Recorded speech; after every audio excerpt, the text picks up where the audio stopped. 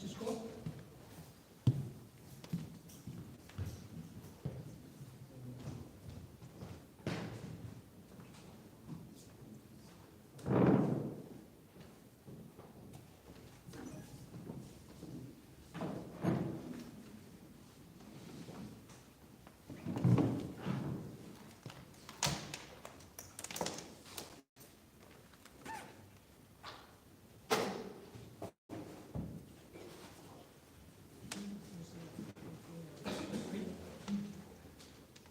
Morning, Francisco. Where were you?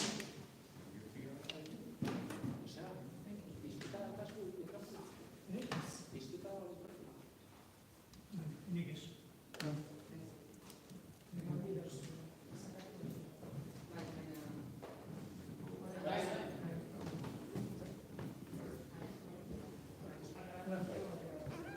Morning, Francisco.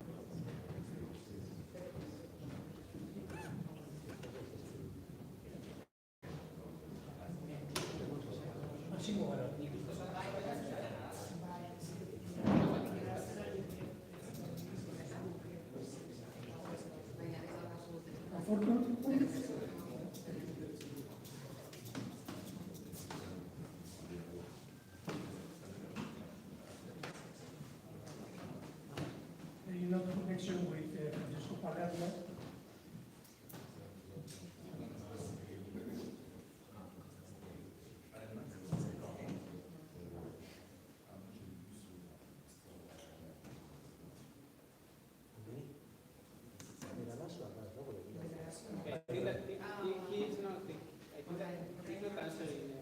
Oh yeah, sorry, I see now the message. Yes, I'm here, just hearing some noise in the background, but...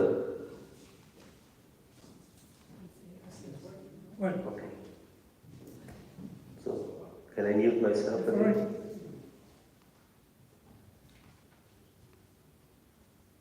Francisco, please.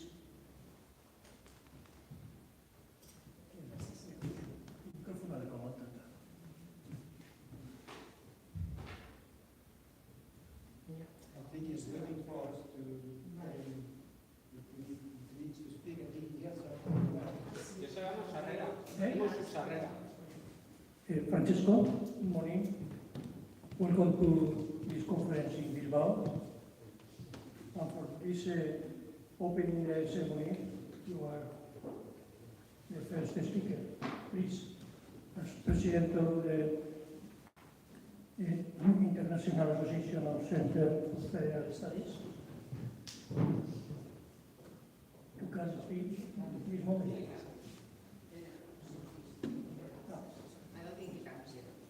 Well,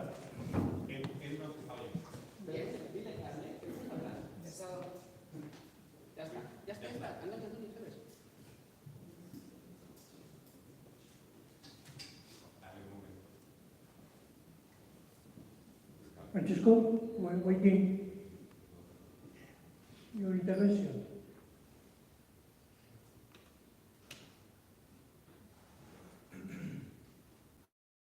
Good morning, Francisco. Okay. I can't see and hear anyone, but I assume from the chat that I am supposed to speak, right? Yes. Okay, good morning to everyone. Hoping to be here and seen by the participants. As you can detect from my face and my voice, I am hit by COVID, and to my deep regret, I cannot attend this highly interesting conference in person, but I will do my utmost to follow all the work.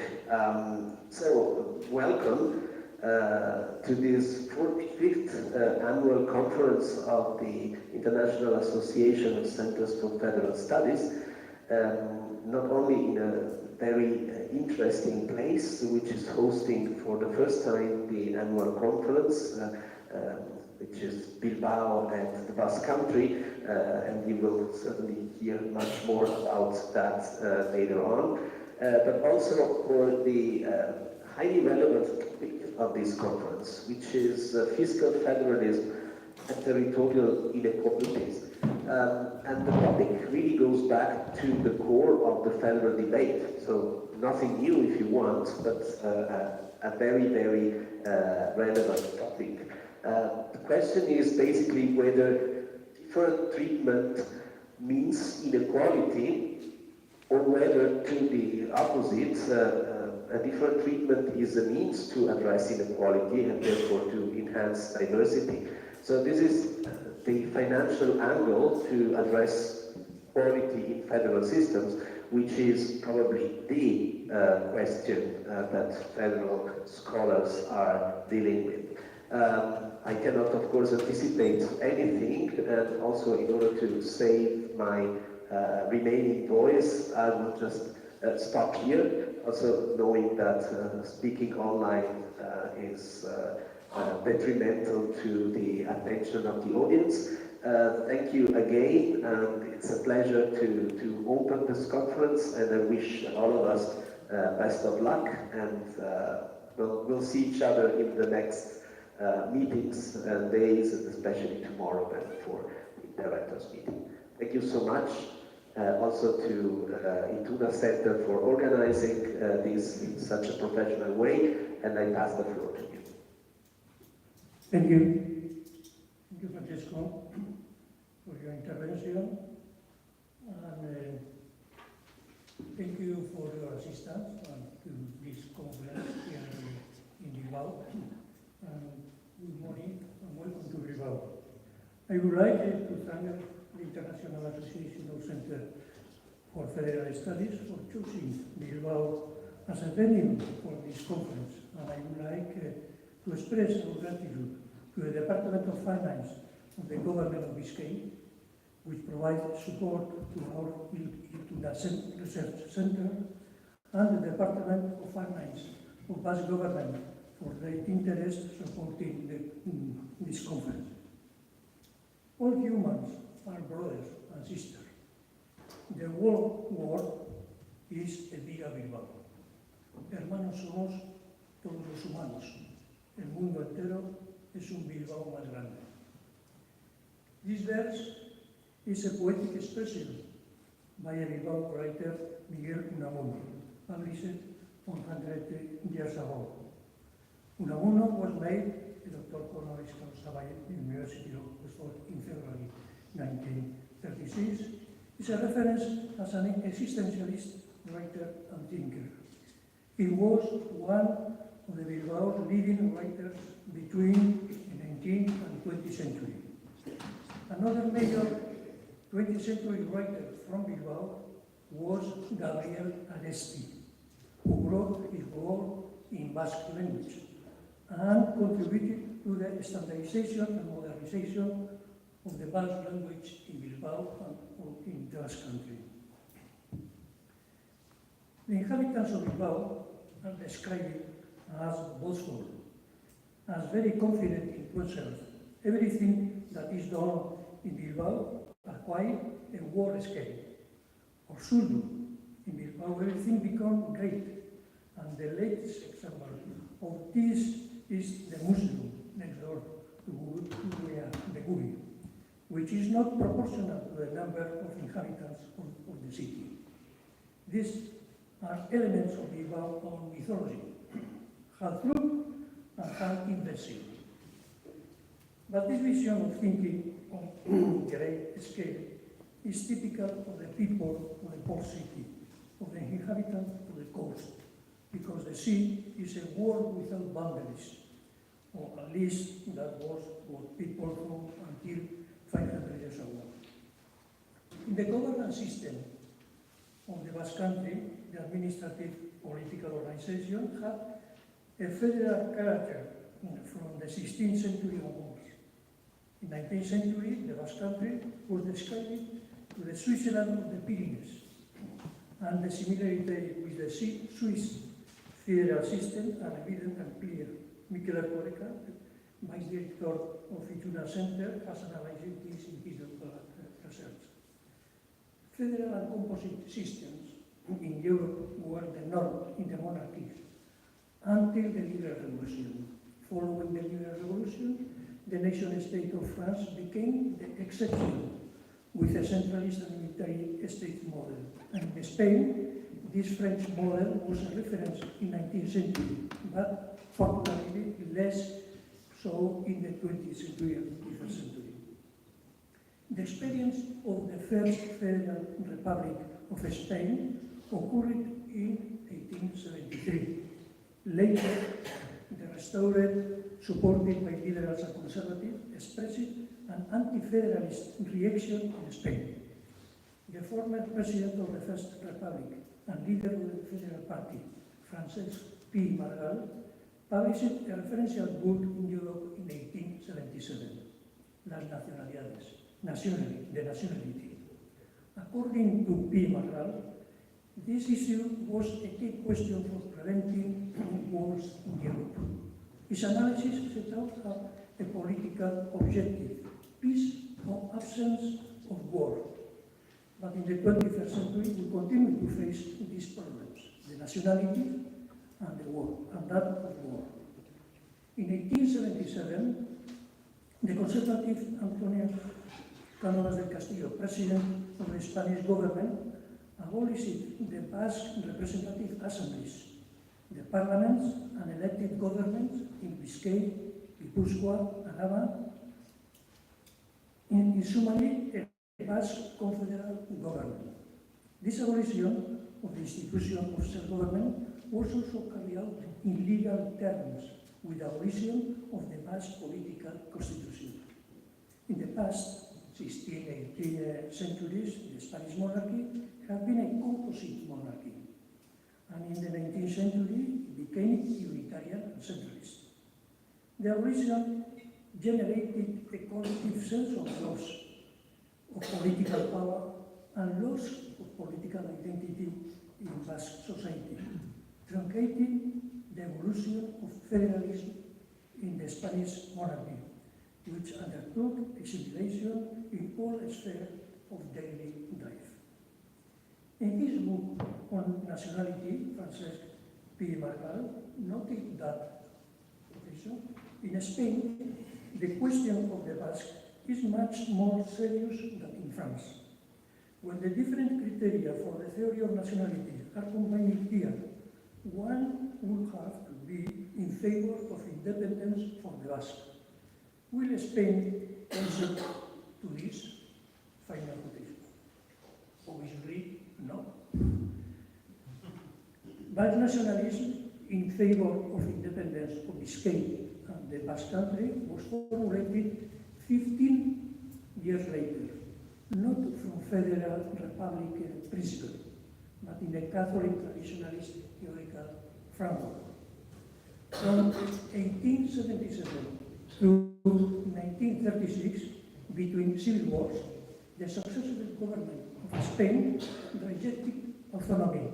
Additionally, Antonio Maura, leader of the Conservatives, in the parliamentary debate of the draft Basque Statute autonomy in 1919, wrote also proposing that, within the parliament, Quotation, the verb to federate and its derivative should be proscribed by regulation.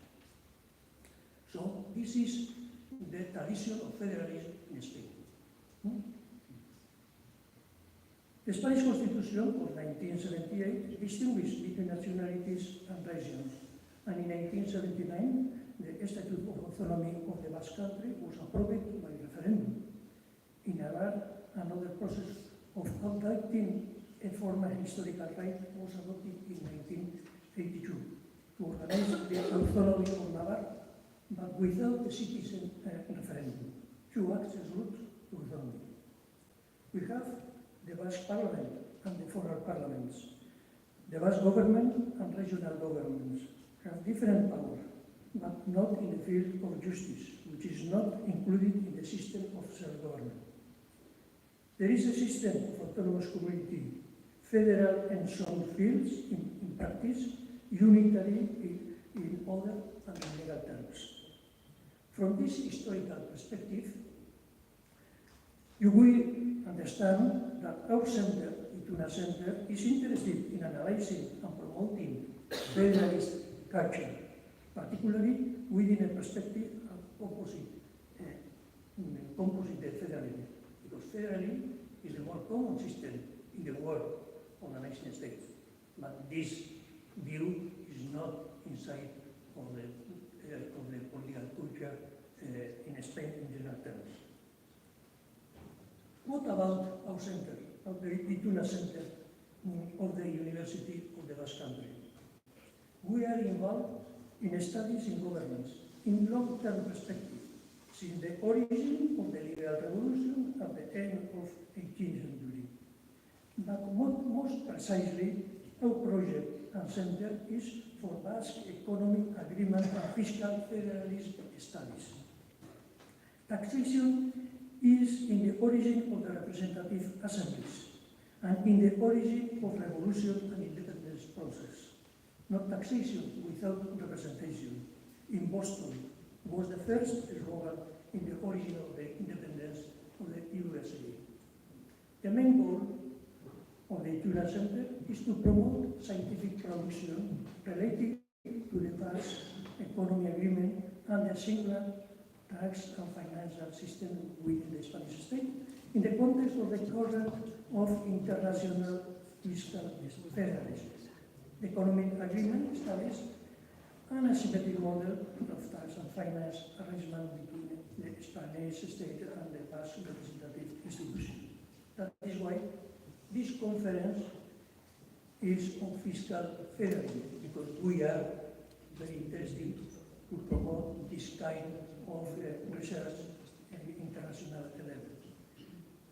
The Ituna Center of the University of the Basque Country is a meeting point and a reference for researchers interested in working in fiscal federalism and comparative taxation system.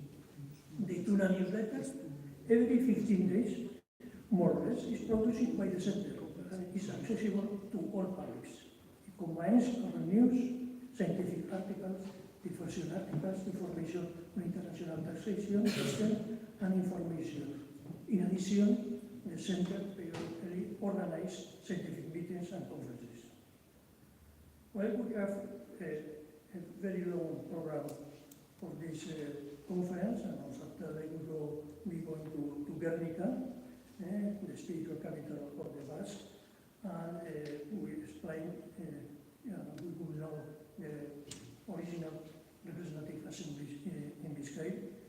But before finally, we hear in Germán Martínez from the government of Bizkaia, who we would thank for her presence among us, because he is real one key person to improve this kind of collaboration between university and public administration, and especially the government of the state. Germán, thank you very much for your presence here with us in this conference.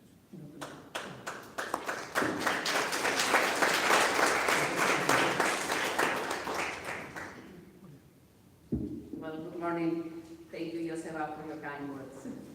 So welcome to Bilbao, and welcome to this international conference, which we are hosting here in 2022.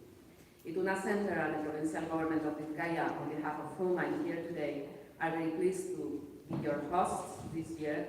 And as we say in Basque, eskerrik asko hemen egoteagatik, that is, thank you so much for being here today with us.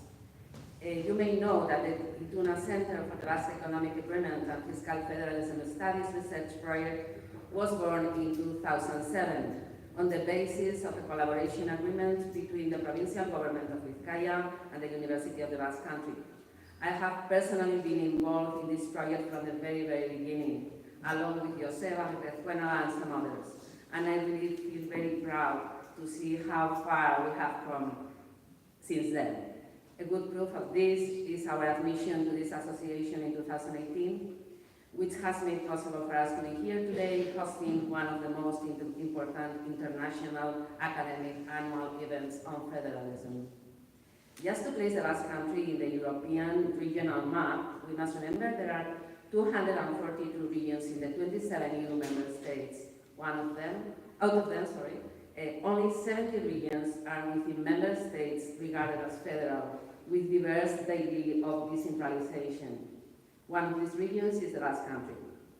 The Spanish state is a prime example of a state involved in a devolution process, which started from a fully centralized legal order to end in a new legal framework whose main feature is decentralization.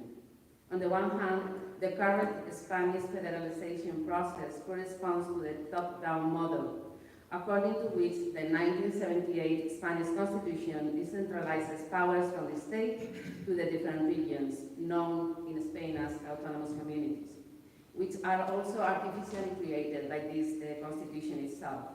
The Constitution also sets out a regional financial and taxation system strongly dependent on the central government system for these regions.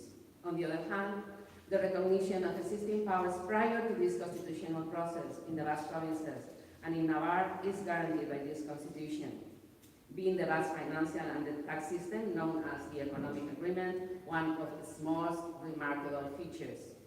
This way, the Basque provinces with tax competences of historical roots update their ancient way of self-government within the constitutional framework. The coexistence of these two models at the regional level is the reason why the Spanish model of decentralization is regarded as an asymmetrical model, as Joseba has just mentioned. The most significant characteristic of the Basque financial and tax system is that it is grounded on a bilateral pact between the Basque Country and the Spanish central government. On the one hand, the Basque tax and financial model is subject to agreement between the Basque Country and the central Spanish government, and it is enacted by the Spanish Parliament. On the other hand, every committee in charge of the application of this agreement provisions is a joint body with equal number of representatives of the Basque Country administrations and of the central state government. That's why we say this is a bilateral model. To better understand this bilateral relation, very unusual internally in the state, we could refer to double taxation treaties in international law. I'm a lawyer, so this is the comparison I find easier to understand the model. From the income side, this pact is based on the principle of fiscal autonomy, meaning that all general taxes belong to the provincial governments, who regulate and administer them, and therefore who also divide them on taxpayers. In the Basque Country, there are, as you all may know, there are 4 levels of government, plus, of course, the EU on top. All of them, central, regional, provincial, and municipalities, spend on public services, but just one of them, the provincial level, collects most of the taxes. This leads to a complex scheme of transfers which redistributes tax revenue from the provincial government to the other tiers of government. The central government finances its expenditure on behalf of the citizens of the Basque Country with a financial transfer from the Basque region, which is called the quota. The Basque regional government is financed almost exclusively by transfers, which are called contributions in this case, from the provincial governments. The municipalities also finance their expenditures mainly with transfer from the provincial level. To sum up, the provincial governments collect all taxes, but we transfer the largest part of this collection to the other levels of government. This makes the Basque federal model unique from an international perspective. In most decentralized models, the vertical imbalance in favor of the central authority is a main feature. In the Basque model, the imbalance is inverted, and all general taxes are collected by the provincial tier. In a few words, the Basque Country is one of the regions in the world with highest fiscal autonomy, because it is a region which does not receive any transfer from the central government. The amount of quota the transfer we pay, the Basque region pays to the central government is calculated on the figures within the state annual general budget, regardless of the amount of tax collection in the Basque Country. However, the financial resources of the Basque Country change in accordance to the tax collection. This means that the Basque Country assumes all the collection risks, which can be associated, for instance, with changes in the economic context, with the tax system amendments, or with the degree of efficiency of the administration and collection of tax income. Since the Basque Country assumes all the collection risks, the economic agreement involves a unilateral risk entirely borne by the region, which makes the Basque Country also financially autonomous. In addition, the economic agreement acknowledges that 3 Basque provinces the competence to regulate and update their tax systems. In fact, the Basque Country is the only European region, along with Navarre, with full legislative power in direct taxation. This is personal income tax or corporate income tax for companies, which implies Basque provincial parliaments decide the tax burden to be borne by Basque citizens and Basque companies. In this respect, the Basque Country region is at the same level as the Spanish central government or as any government of any member state in the EU.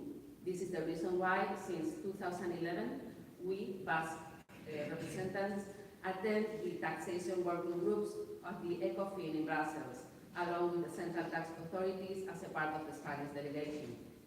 Regarding this issue, I think it's quite interesting to point out that in the early 2000s, a judicial confrontation against the recognition of legislative taxation powers in direct taxation to the regions was supported by the European Commission. Finally, in 2008, this confrontation was masterfully resolved in favor of the decentralized European regions by the European Court of Justice, precisely with a case on the Basque Country tax and financial model. On the contrary, if we look at the Basque region internally, the financial system within the Basque region is grounded on shared risk, not unilateral risk, but shared risk. That is, the financial resources deriving from the collection of the provincial tax systems are shared internally by the 3 different territorial tiers. This is regional, provincial, and municipalities. This model requires a high degree of internal consensus on how to distribute the shared resources in order to finance the competence of each tier of government.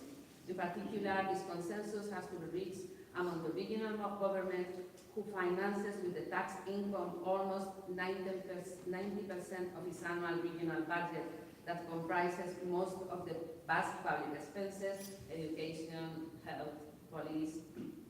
Also, it has to have a consensus with the provincial level and with the municipalities. During my long career, as a public official at the tax office of Bizkaia, I've never done anything else but this, what I'm doing at the moment. I have been deeply involved, and I am deeply involved in the economic agreement. Its application and practice show us the fundamental role the Basque financial system plays against crises, becoming an essential tool in boosting competitiveness and investments in the Basque Country. Even during the aftermath of the 2000 financial crisis, the Basque Country was in one of the first positions of wealth creation in Spain.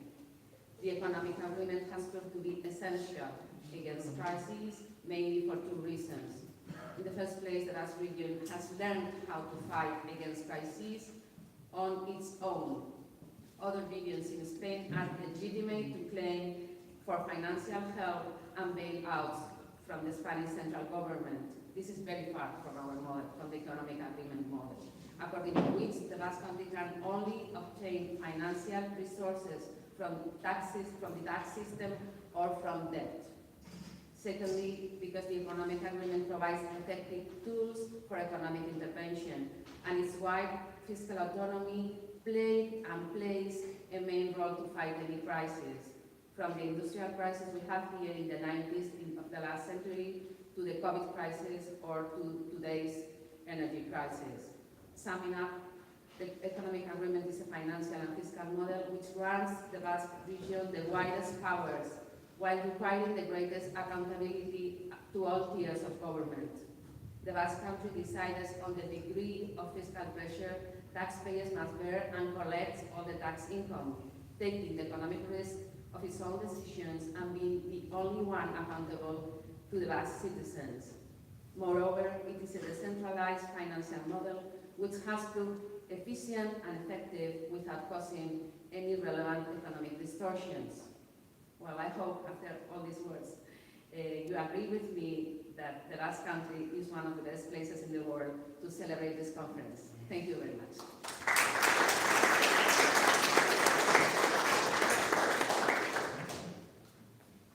Thank you.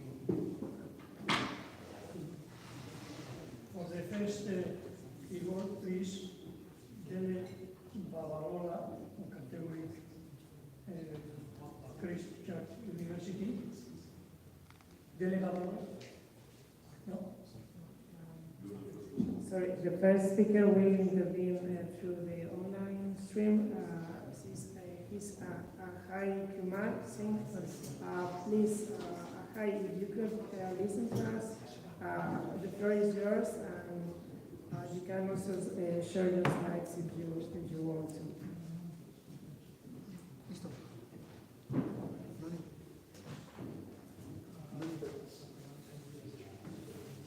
Hello.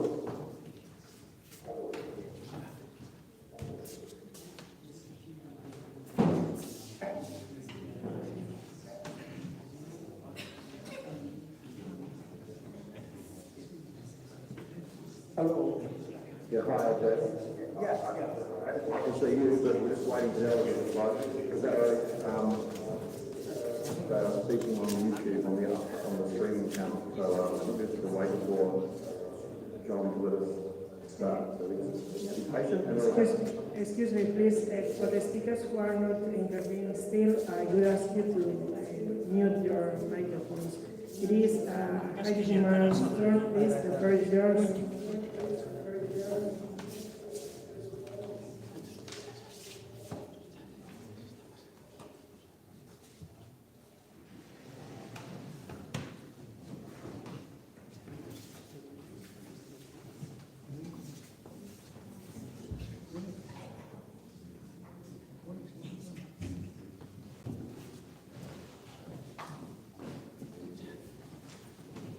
Yes.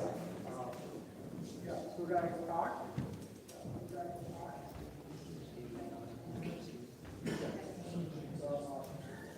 Greetings from India. It is festival time, Diwali time. So happy Diwali to all of you. The international gathering there. I'm sorry that I could not participate due to impact of long COVID on my health. Somehow I'm in a bit position. So now my paper is on COVID-19 fiscal strategy and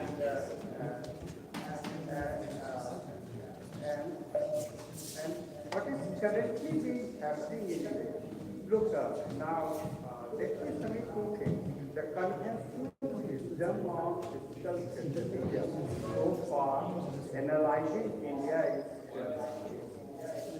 concerned, it cannot help us. What? Just I'm saying the conclusion of my paper to the paucity of time. So what? Number one, since 2007, there are three major developments within Indian history. One is introduction of goods and service tax. It was initially hoped that one economy will lead to a higher revenue capacity of the state. Somehow it's not happening. So I will share a little data on this later on. Second development is that, and in GST, please remember one thing, that it is about 42% of the state's own revenue has come between the joint pool that is shared by the center and the state. Comparatively, center's own resources, which were brought within the first year of GST, remains around 37%. So that marking one must keep in mind. Second development in Indian federalism is national institutions. We call it Niti Aayog. Decision is initially, previously it was a planning commission which used to give grants to a government, recommended grants were released to the state for meeting the developmental expenditure, particularly in social sectors, educational sectors and health sectors. Now what is happening? Niti Aayog has emerged as an institution of governance, though not recommending any grant, it is controlling the development process of the state, be it socio-economic development or anything else. So what is happening, there is a centralization process going on within Indian federalism. It was not previously so much high. So centralization index is too high that even a manufacturing even a smaller manufacturing cottage industry, all these things are now being regulated by the center. All the states have little central state. And it is on a project-term basis of the recommendation of Niti Aayog that the central grants are released. Second point. Third is that till now we have one statutory commission that is called Finance Commission of India. It used to decide and divide the shares of the center and the state in the revenue, in national revenue. So what happened? Now this Finance Commission, 15th Finance Commission has Please, Ajay, could you turn up the YouTube stream, please? Could you mute that it is the also deciding now on what level of grants that the center will hold. So that is the change that we must meanwhile the COVID comes. What is the impact of COVID overall? If you see the first 2 quarters of 2020, you will find that the GDP contracted by negative, there was negative contraction by 24%, it continued. Also, GST collection declined, center's own revenue declined, so it created a pressure, a fiscal pressure. States are not in a position to decide where to go, how to move, and how to meet social expectations for which they are elected. Now, what is happening? In India, so far state finances are concerned. Look, GST is a major component of state finances. Now, so far growth figures, post-COVID, when I say post-COVID means the period 21-22, I'm taking into cognizance. So in this period, what is happening? Nominal growth was witnesses in and insufficient growth. That cannot be considered as a major economic jump in the state's economy. So around 2/3 of the Indian states are in a fiscal dilemma. Their growth so far GST collection and GST shares are concerned. So it's nominal, insignificant, 0 to 10%. And why this is happening? When I was brooding over why is that we have to take into consideration so far this new fiscal federalism that inter-regional variations in terms of different developmental index, industrial and other developmental index, the variations in or market structure, market variations leads to the collection of impacting the collection of GST so far as state finances are concerned. In my paper, I have ranked up, I have calculated certain patterns in the expenditure, receipts, and gross fiscal deficits of the state. Now, what is just, I'm coming to the main part. The ratio during, it was in 2021, gross fiscal deficit increased by over 48%. And it is 8, gross fiscal deficit is around 34-35%.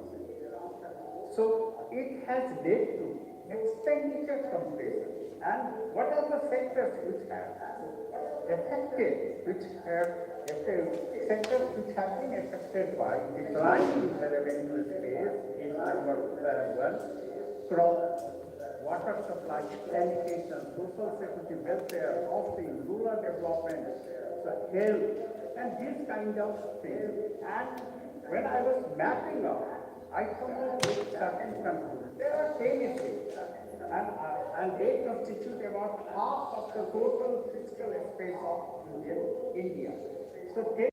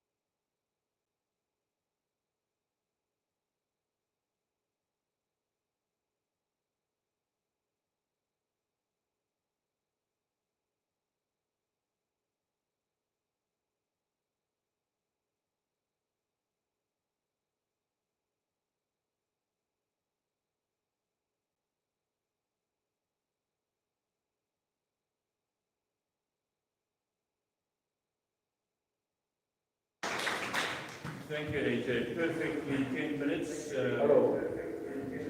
Thanks for that input. My name is Nico Steiner.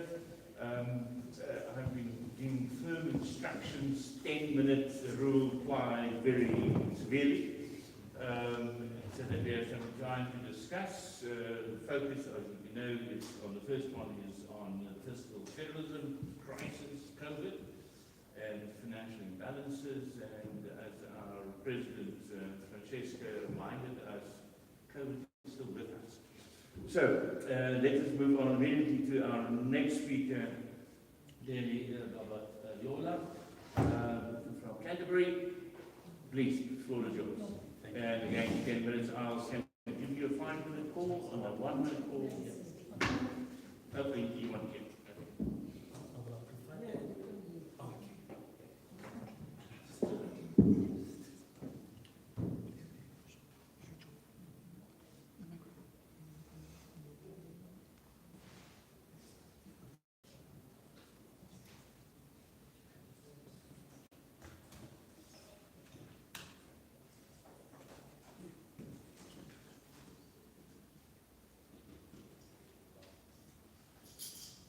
Good morning, everyone. Let me start by saying that I've modified the title a little bit. So it may look different from what you have on the paper, on the program review. Thank you. So, in this presentation, these are the areas I'll be covering. And I hope I'm able to do that within 10 minutes. So, briefly, we're going to look at the Nigerian federalism, how it looks like, the character, and we will look at how the Nigerian state responded to the COVID pandemic. And there we look at the federal government's response, the state government response, and the grassroots or the local government response. And also, we now move on to the national-state relations, especially during the COVID period. And we work our way to the intergovernmental fiscal relations, and we bring it very close. Nigeria in brief. Nigeria is located in West Africa, a former colony of Britain, gained independence in 1960. It's a multi-ethnic state with about 350 ethnic groups. It practices multi-party democracy. It became a federation in 1954, and it also operates the American-style presidential democracy. And at the federal level, you have a bicameral legislature. The lower house is called the House of Representatives, while the upper house is called the Senate. But at the state level, you have unicameral legislature. And most importantly, which everyone knows, Nigeria is an oil-rich country. Okay, Nigeria is a 3-tier federation. You have the federal government that sits in the federal capital, Abuja. You have 36 states and 774 local governments. Now, at inception, Nigeria used to be a bottom-heavy federation. Bottom-heavy in the sense that the constituent units, regions, that's what we were called them, enjoyed substantial political and economic opportunities. But between then and now that we have 36 states, there was military rule. And this military rule transformed the structure, the character, from bottom-heavy to top-heavy. And we know how the military rules. They suspend the Constitution, they don't rule with the Constitution, and they bring in their command structure from, the hierarchical system in the military, from top to bottom orders. And you see, from 3 regions to 36, Martin Dead said something about this. And he said, the capacity of the Nigerian state to subdivide, I quote now, to subdivide both states and local government units is like the subdivision of the cells in a growing biological entity. And this is by far the greatest multiplication of numbers of states in any federal system. Okay.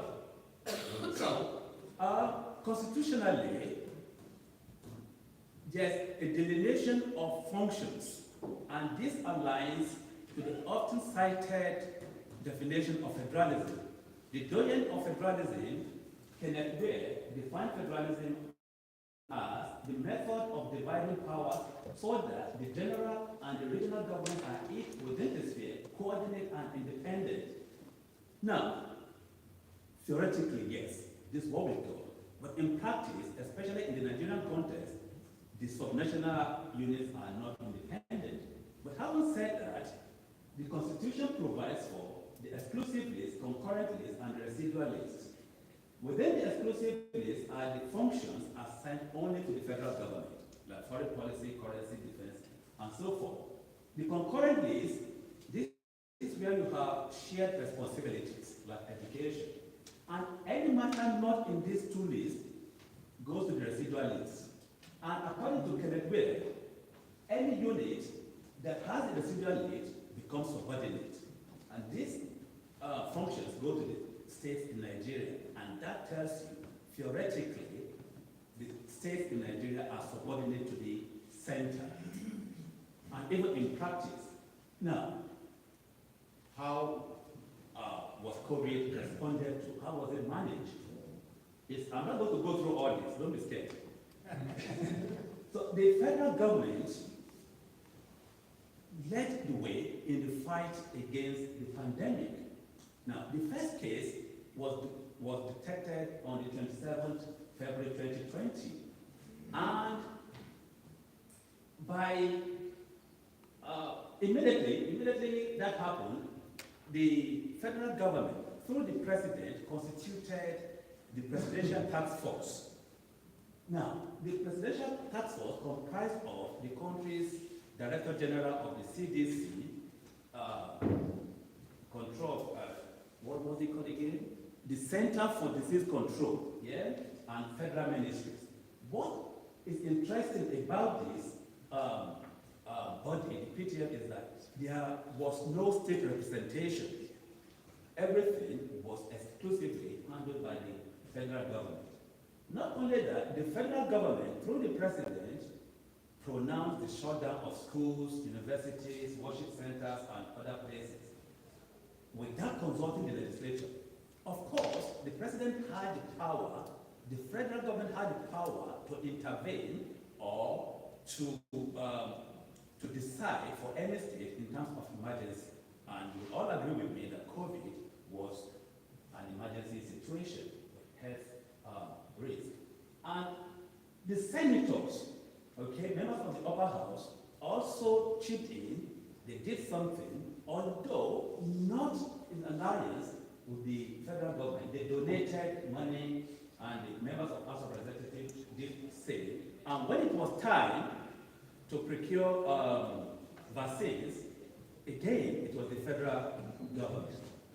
Now, the state governments collectively also did something. In Nigeria, there's something we call Governors Forum, Nigeria Governors Forum. It's an association of all the 36 governors, irrespective of your party. You, as a governor, you are a member of that forum. Now, they all cooperated with the federal government to implement interstate lockdown. Now, I will not be able to go into what each state did. You have 36 states. But let's look at Lagos. Lagos happens to be the former capital of Nigeria. Is the commercial center of Nigeria. Is to Nigeria what London is to the UK, New York to the United States. And that explains why it was the epicenter of COVID. The state government did everything within its reach, using the limited autonomy it enjoyed to respond to COVID. Local governments, sorry, I forgot to mention that in Nigeria, states are usually created by the federal government. So that explains again why they are not independent, because he who pays the piper dictates the tune. The same thing happens to local governments. They are created by state governments. And during COVID, they were rendered almost useless. They were only used as distribution channels for COVID palliatives. Now, I've talked about cooperation. Now, the conflict, there was national-state conflict during the period. I will not be able to go into details.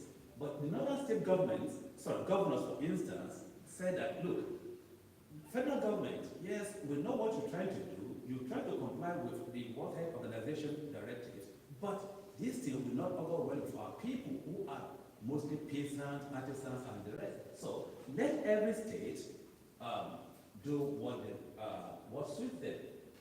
So typically, this is the picture of intergovernmental fiscal relations in Nigeria. The federal government is constitutionally allowed to generate revenue and put the centrally generated revenue into a general pool called the federation account. And the content of this account is shared according to this formula. Now, look at that. The federal government getting almost half of the entire content. But basically, we have two types of intergovernmental transfer, the unconditional and the conditional.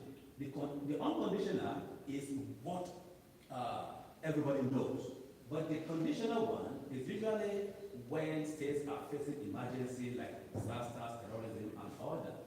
Now, during COVID, there was no sharing formula. The federal government was just dishing out money the way it likes. And that's why Lagos State was able to get as much as 10 billion, while some states did not get anything. So, not only that, the federal government, another source of finance during that period was a private initiative called Coalition Against COVID. This body raised money, but again, the money was not disbursed by the body that raised the money, but by the federal government. Now, I want to quote Eliza here. He said, and I quote, federations are characteristically non-centralized. But that's not the case with Nigeria, because all eyes are on the center, and we can see why. It controls everything, including our lives. During the pandemic, states depended heavily on the federal government, and we can see why it was so. So, in conclusion, during the pandemic, Nigeria did not operate like a federation. Rather, it operated like a typical federal state, because everything was coming from the center, dishing out orders, instructions, and directives. So, what we have, the pandemic exposed the main anomaly in the Nigerian federal system, the hyper-centralization character. And we saw it in practice where state governments, local governments depended on the federal government. So, although Nigeria deserves some credit in the way it handled or in the way it managed the pandemic, however, because the states and the local governments were rendered useless, citizens began to clamor, not began is not the right word, they intensified their clamor for restructuring. In the Nigerian context, by restructuring, they made a reconfiguration of the federal system, a configuration of the fiscal system, a reversal of the sharing formula. Thank you. Thank you. Thanks, Eddie, for one very great snapshot about COVID in Nigeria, and secondly for keeping time. Now we are John Phillimore, sitting in Perth, if I'm not mistaken. John, are you there? Are you awake? Are you going to bed? We put the time down. Hello, John. It's your turn. Could you activate your camera and your microphone, please?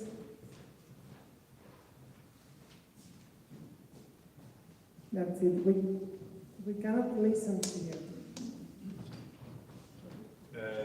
John, your microphone, you're on silent. Okay, you're alive now. Hopefully. Please, John, could you activate your microphone? That's it. Not yet. Bring up on the screen, and Ella can be on the screen, because John is presenting.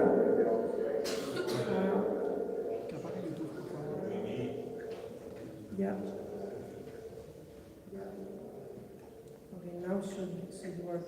Please, I could ask every speaker who is intervening through the online setting to please mute your microphones when you are.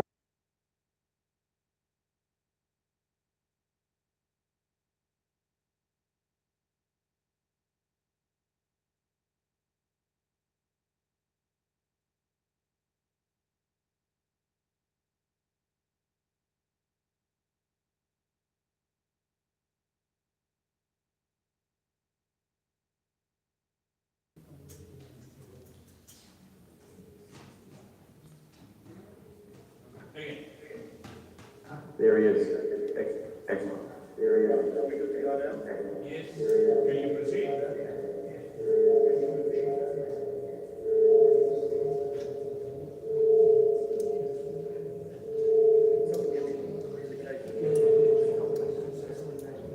think it's okay to go on.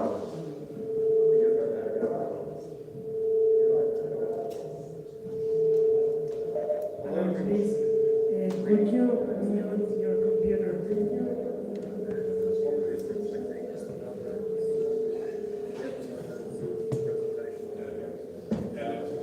Can you just hang in the moment? Can you hear me? We did send an Australian delegation, and I hope they arrived. And they should be presenting afterwards. So we've been charged by the organisers of this conference. My responsibility is to answer the following questions. How did the two great crises of the last 2 decades affect the fiscal arrangements of the United States, and in particular the finances of constituent units? How have things changed as a consequence of the crises? How ideally ought things to change? And how have systems managing the tension between fiscal solidarity and constituent unit autonomy? What's interesting about the Australian case is the rather counterintuitive finding that, by and large, federalism in general, fiscal federalism specifically, have worked well in the two crises. And secondly, the two crises have been quite good for federalism. So that's the story in a nutshell.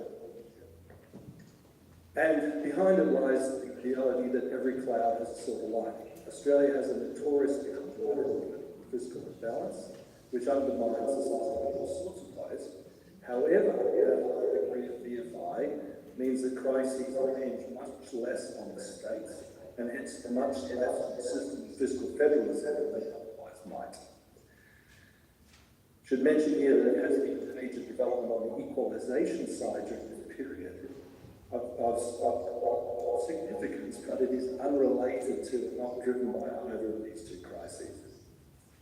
So a little bit about the context. Let me remind you of a few of the core features of the Australian system, and this will be relevant both to my talk today and to Tracy's presentation.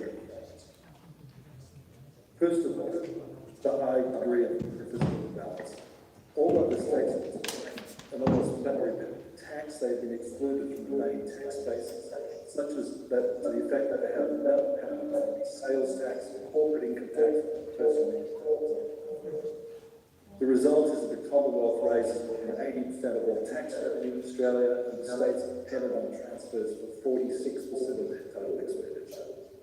So that a high degree of monopolisation of revenue raising from the central government and a high degree of dependence on transfer from the states. Can I stop you there for 1 second? Can you turn off your YouTube because you're getting people in the audience are getting feedback? So just mute your YouTube. Done. I think I've done it. Yeah, much better. Am I still visible? Keep going now. Am I still visible? There we go. Okay, sorry. Yes, you are. That's the second point about the Australian context is the system of horizontal fiscal equalisation. Australia traditionally has had a system of complete equalisation with national GST revenues assigned by intergovernmental agreement and Commonwealth legislation to the states on a fully equalising basis.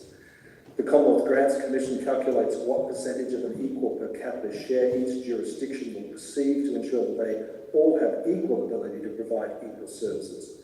Normally, the two big states would receive in the area of 95% of their per capita share, and the others would receive slightly over 100% of their per capita share to bring about equalisation. And the third key aspect about this these contextual facts is that the states receive then a massive amount of money from the Commonwealth. This year, $170 billion, amounting to a fully quarter of Commonwealth total expenditure. And it's divided almost equally between general assistance revenue, which comes from the GST, and specific purpose payments, which are really large block grants for various major social programs. So, the global financial crisis, going back now over a decade, as the first of these big crises that hit the federal system. The centrepiece of the then Labor government's energetically Keynesian effort at economic stimulation in the GFC was a $42 billion nation-building and jobs plan, which the budget at the time described as enlisting the assistance of the states to deliver the economic stimulus through short-term expansion in programs for which the states are responsible. And this was tied to an intensification of cooperative federalism and supported by Commonwealth guarantees for state borrowing. So the fiscal impact of the GFC was not heavily borne by the states. So general revenue assistance declined somewhat because GST revenues naturally declined. However, program-specific transfers increased massively. So in the end, transfers were up from 6.5% of GDP prior to the crisis to 8% of GDP during the crisis. So it worked very much in the favour of the states, lubricated by massive amounts of money. State debt did rise, but by a manageable amount, from 2.5% of gross state product to 8% of gross state product. So turning now to the COVID-19 pandemic. This was, as I've elaborated at length in countless publications on the subject, a tonic for Australian federalism. It was particularly well suited to Australian federalism, and Australian federalism was particularly well suited to managing the pandemic. So in general, it was highly beneficial to the states and to Australian federalism. And this rested in many ways on a division of labour, and here I'll use generalisations that of course need to be qualified if one was going into any further detail. The states by and large took charge of preventative measures while the Commonwealth paid the bills. So it was a pretty nice division of labour as far as the states were concerned. This, for instance, drove the 2021 Commonwealth federal budget from a small surplus to a deficit of an enormous 11% of gross domestic product. So the Commonwealth really was bearing the brunt fiscally, because of course it controlled the tax system of the pandemic, while the states were busy shutting down activities and hence costing the Commonwealth government money. So the fiscal impact of this was that Commonwealth spending has risen and will continue to rise as a percentage of GDP from 24% before the crisis to 28%. Commonwealth net debt is increasing from 19% of gross domestic product before the pandemic to 28.5% in 2026 is now estimated. It originally was estimated to be rather higher than that. At the same time, state net debt has also gone up by a considerable amount, from 1.8% of GDP to 14.5% of GDP over the same period, and Tracy will discuss this at greater length. Aggregate state fiscal balance is a deficit of 2% of gross domestic product this year, and the Commonwealth's 1.6% of GDP this year.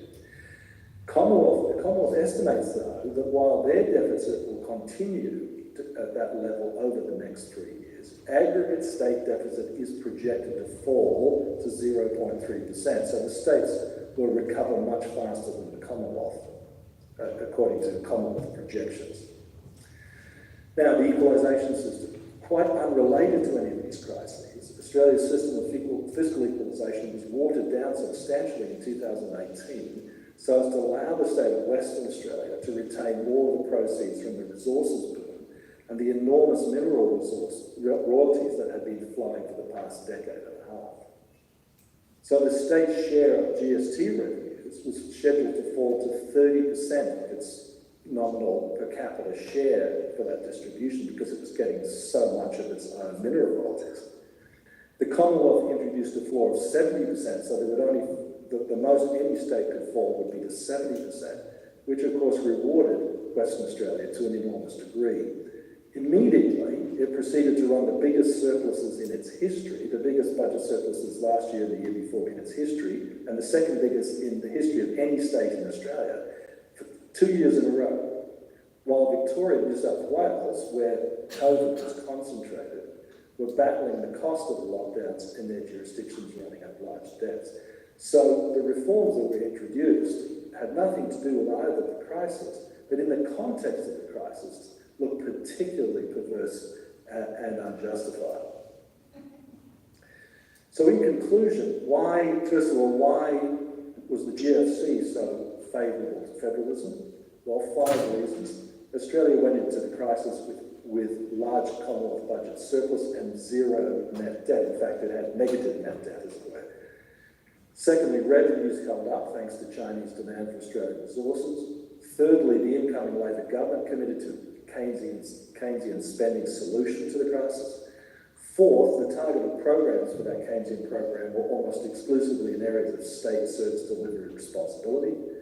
And fifthly, the incoming Labor government that was in charge during that time was committed to a highly cooperative relationships to the states, which conveniently happened to be all in the same hands of the same political party.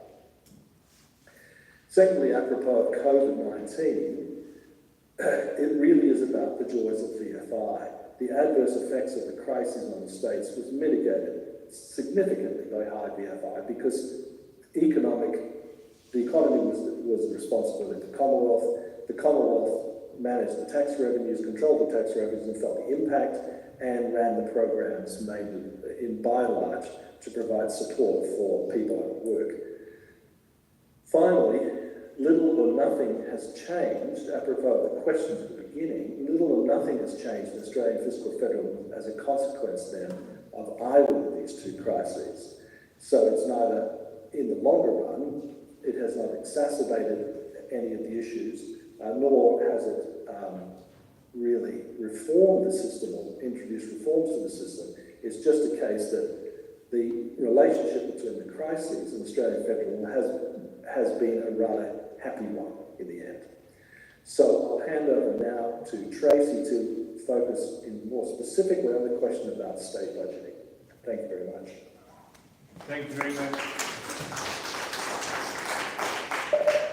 Thank you very much, Alan, for that presentation, sketching out Australia, and now it seems to be a two-tag fight here. Let's see how Tracy will continue. Tracy, are you loading?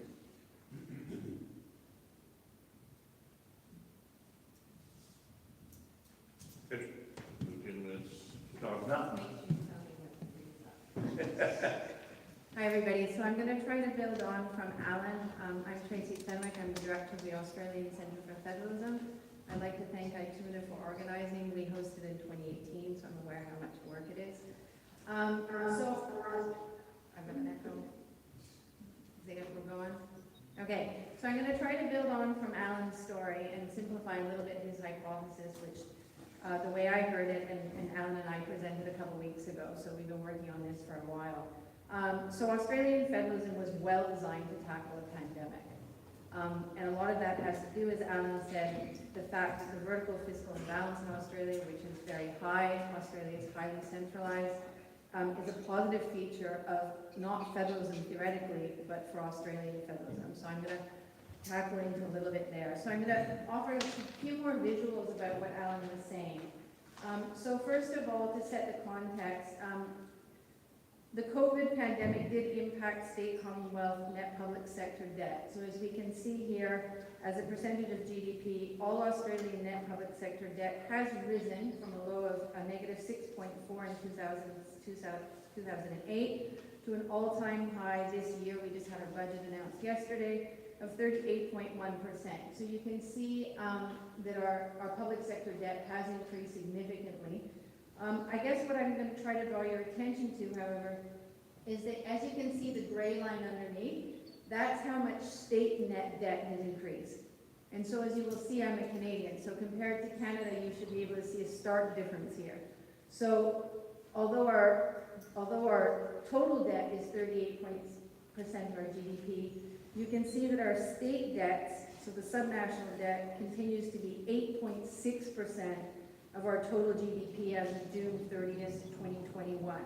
So this is in stark contrast to more fiscally decentralized federations like Canada, where their subnational debt to GDP exceeds 40% at the subnational level. So as Alan said, it was the Commonwealth that carried everybody through the pandemic, but it's also the Commonwealth that carries all of the debt, okay? So again, as Alan said, this doesn't mean, however, that at the subnational level there wasn't a need for more revenue, but they don't have taxation ability. So logically, from a theoretical perspective, you would expect that as we see here, the states and territories' expenses dramatically increases with COVID. They don't have any fiscal flexibility to increase taxes, so you would think logically they would borrow. This to me would be the logical conclusion. So again, as I already said previously, when you look at the main contributors to all Australian net public sector debt, although it is increasing, the percentage of the state debt is increasing relative to the Commonwealth, it is still considerably low. So by 2024-25, the Australian Budgetary Office is not expecting subnational debt to exceed 14.6% of GDP. So again, that's the context. So why does all of this matter? If we go back to the fiscal federalism literature theory, which we all know, so I'm not going to talk too much about, the expectation is that when the states and the territories, or the premiers or the governors, when they're unconstrained, subnational governments will borrow. And we all know that under soft budget constraints, they're only supposed to be constrained by the market. So let's just leave that at this stage as our basic theoretical expectation. So why examine Australia? We're actually building this into a comparative project to return a scholarship actually in Argentine-Australian comparisons with a colleague of mine. And what Australia offers really is a test of fiscal federalism theory. The reason is that in contrast to other federal countries, the states and territories have limited fiscal flexibility to raise revenue. However, they also have no constraints to borrowing. They have historically, however, abdicated this responsibility to the Commonwealth. They did this in the Great Depression. It's in our Constitution. They had taxation right. They abdicated this right in 1927, and it went into the Constitution in 1929, Clause 109A, and it never was returned to them, not because they didn't want it. So this is really an interesting test case of abdication of taxation rights at the subnational level, and then again it centralized more in World War II. They gave up more rights in terms of spending, and they didn't want that back after World War II. So this is really a story of states giving up taxation and fiscal rights during crises.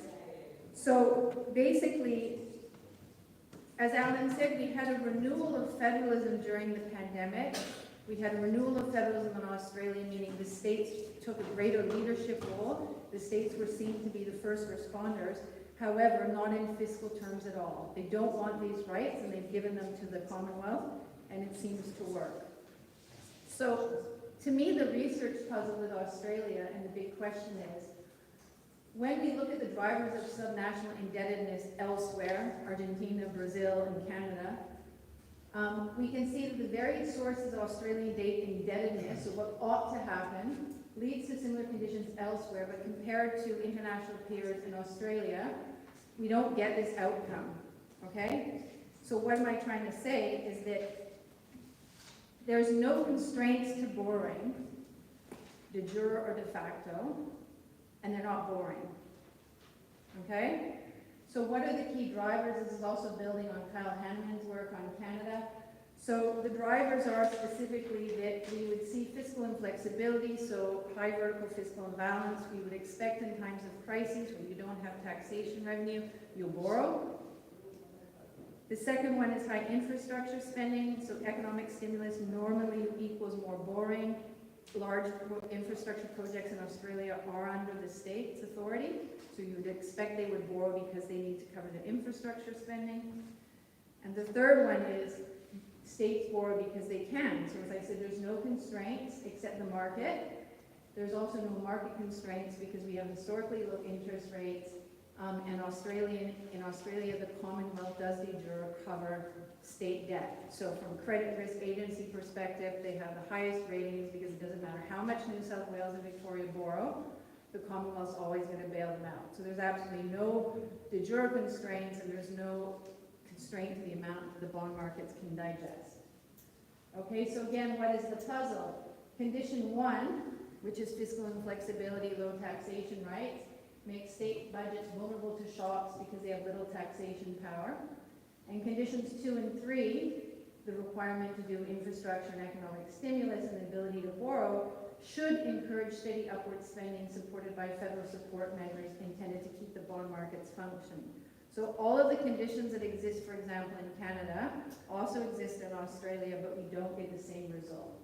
This is just a quick graph of how they look at it from a credit risk perspective. If you're a credit risk agency, they look at, in terms of the market, how much is it fiscally sustainable for the states to keep borrowing?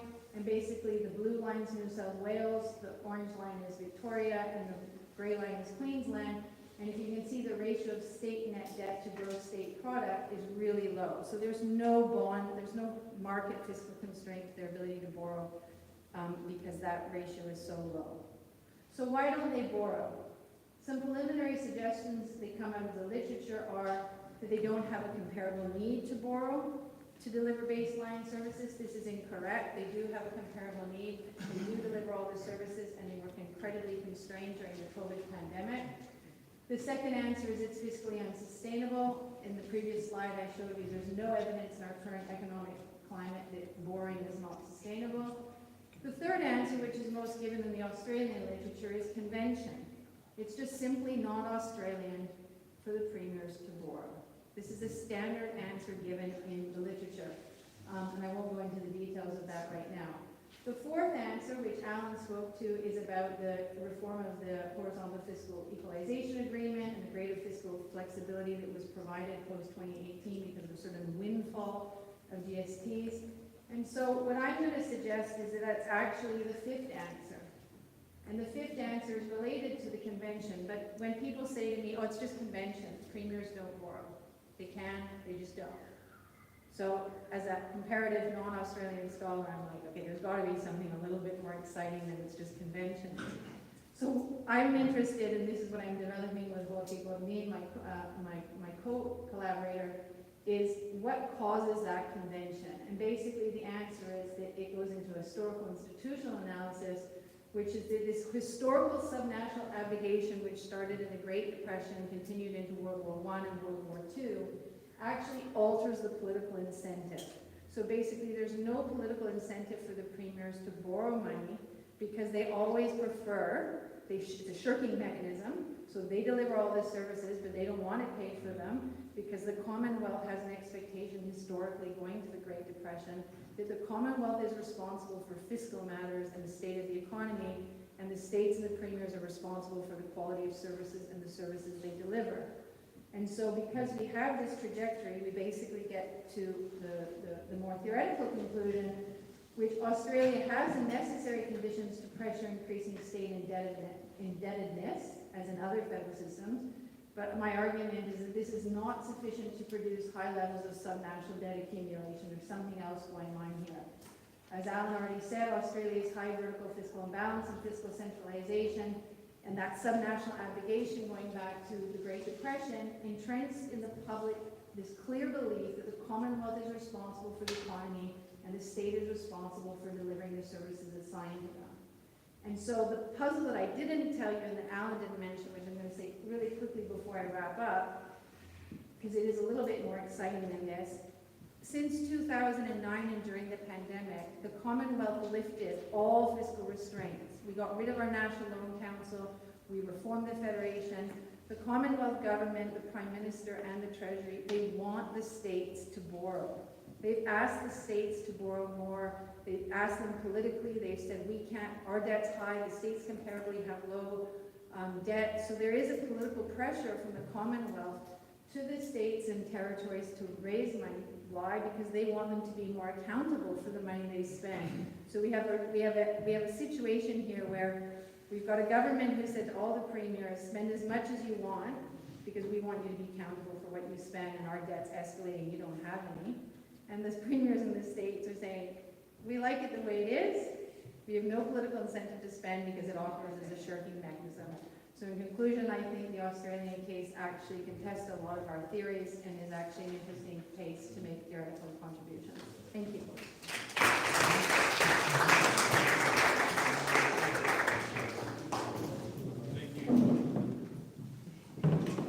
Thank you very much, Tracy, for a very interesting argument, which has really resonated in a number of countries, which there is no political interest to engage in either raising taxes or, as now in this case, borrowing. We've got 3 case studies, India, Nigeria, Australia. We're all on the line.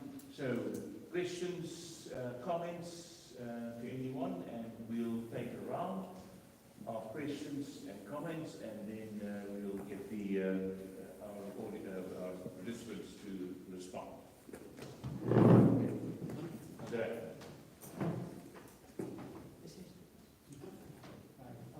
Short question for David about Nigeria, very interesting. Something similar happened in Italy, although it's not a federal country. Regions are quite powerful. So during the pandemic, especially at the beginning,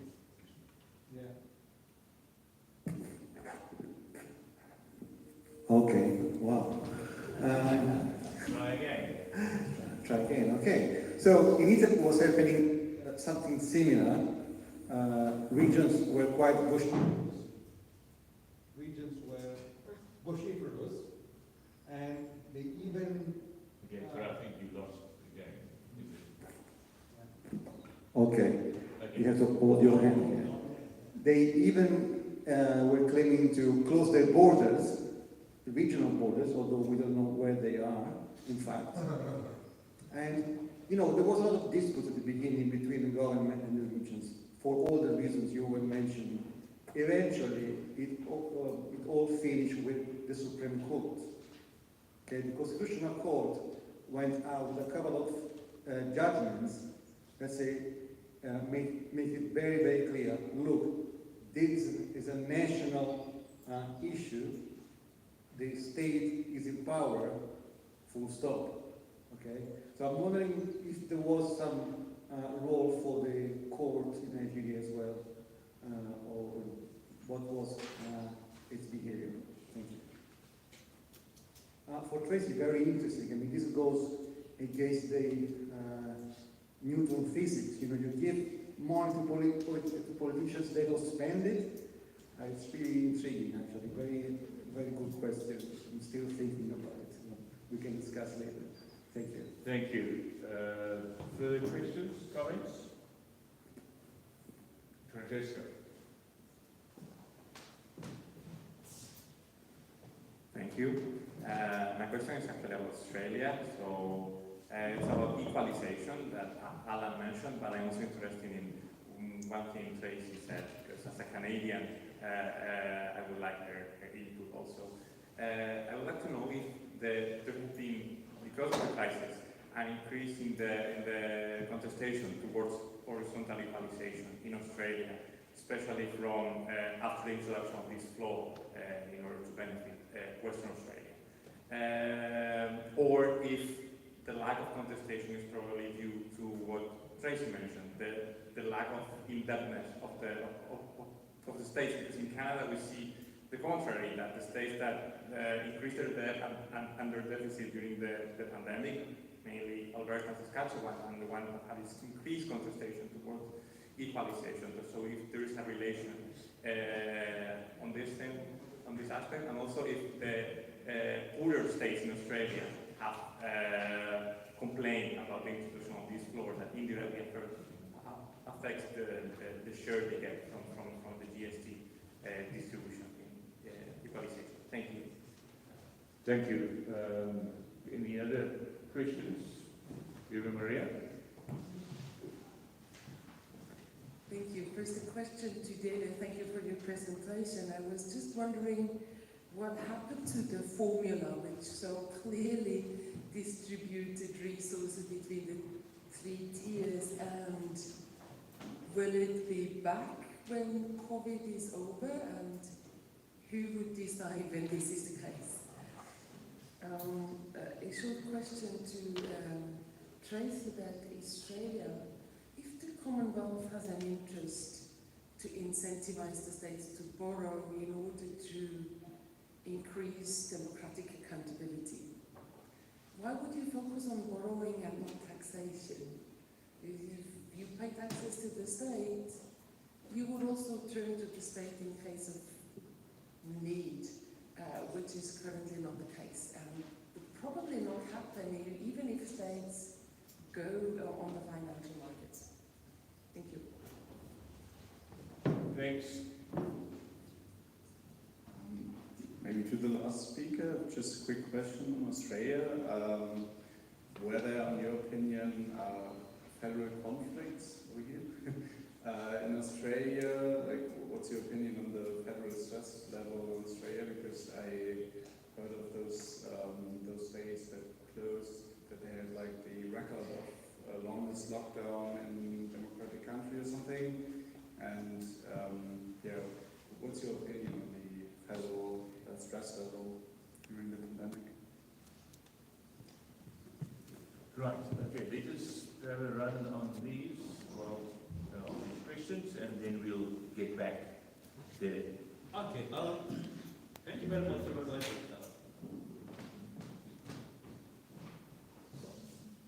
No, proceed. Thank you very much. In case of Italy, yeah, you just told us that the regions are more powerful, or are very powerful compared with the center. You see, opposite is the case in Nigeria. The regions in Nigeria, or the states, the local governments, are not powerful because the political and economic resources are concentrated in the center.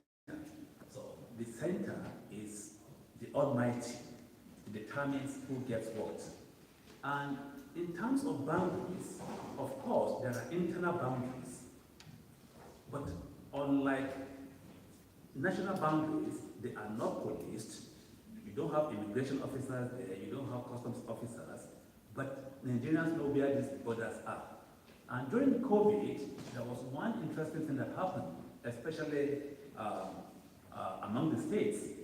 Now, some states in the northern part of Nigeria were sending back people to their so-called states of origin. That look, your own state should deal with this problem because you are not from this state, which I believe is an anomaly. It shouldn't be happening. So the courts, anytime there are disputes like that, yes, the courts do come in. You know, one of the fundamental attributes of federalism is independent judiciary. Now, in theory, Nigeria has that too, but in practice, it's not always the case. So don't quote me, please. But yes, the courts have they play roles in adjudicating between states or among states and between the center and the constituent units. I don't know if that answers your question. In favor of who? It depends. It depends. Because we've had instances where judgments have been given in favor of the states in the past. But again, sometimes it is in favor of higher bidders. Now, Eva Maria, what happens to the formula after COVID? Interesting question. The formula will be reversed to because it is entrenched in the Constitution, and the emergency rule will be set aside because the emergency rule is what allows the federal government to do what it liked during COVID. So, post-COVID period, we go back to the sharing formula. But the problem here is the fact that the center still controls the most lucrative sources of revenue, like mining, export, and all that. So the states will continue to be physically, how do I put it, incompetent, sorry, should I say, irrelevant, impotent. They will become incapacitated. And this happens every now and then. And let me tell you one interesting thing about how the sharing is made in Nigeria, or how it's done. You see, the sharing is done on a monthly basis. It's representative of every state. Sorry, this is absurd, but the representative of every state go to Abuja, to the center, every month, say, yeah, this is your share, this is your share, this is your share. As if we are sharing sweets with kids. That's what happens. And unfortunately, that's the case. So, going back to your question, the sharing formula will be reversed to in the post-COVID period. Right. Thanks for those. Tracy, I think you've got a couple of questions. And can also chip in. Hi, thanks. I'll answer first, and then Alan, you can come in more on the equalization question.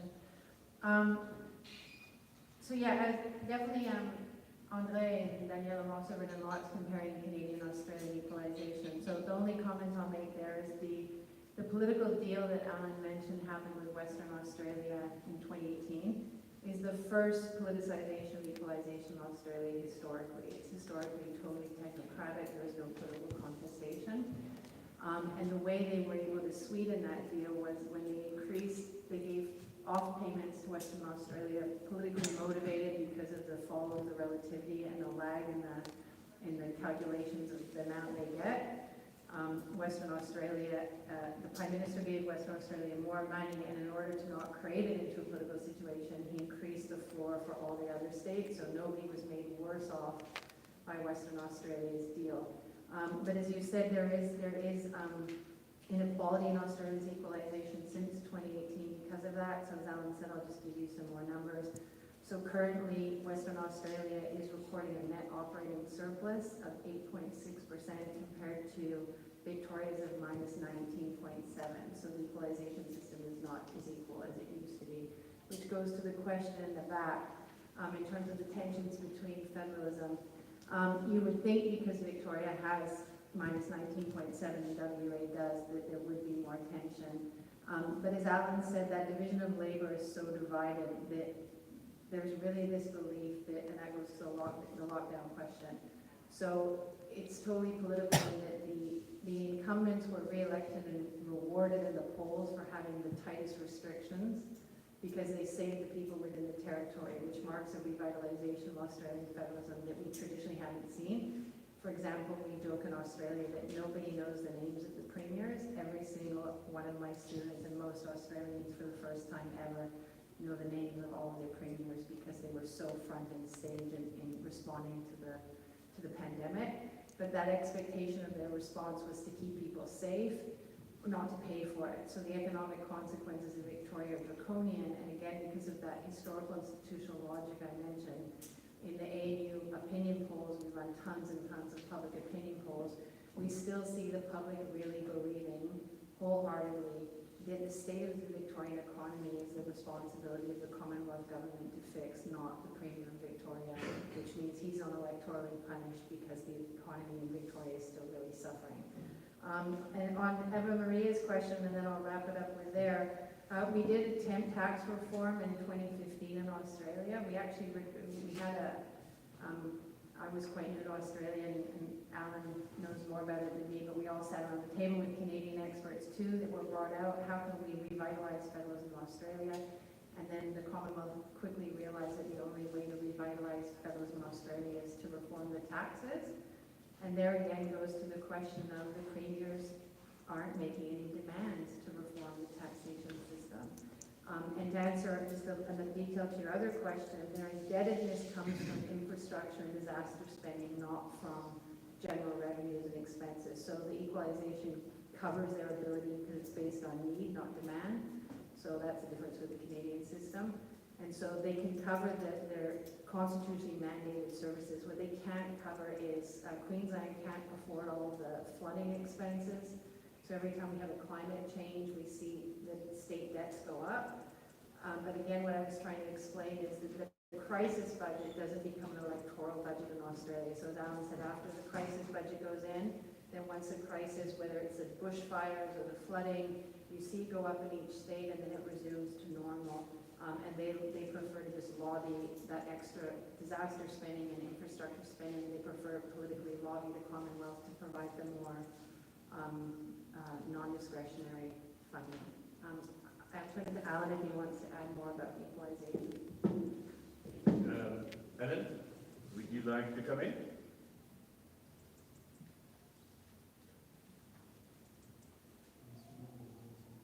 You're getting unmuted. You're unmuted.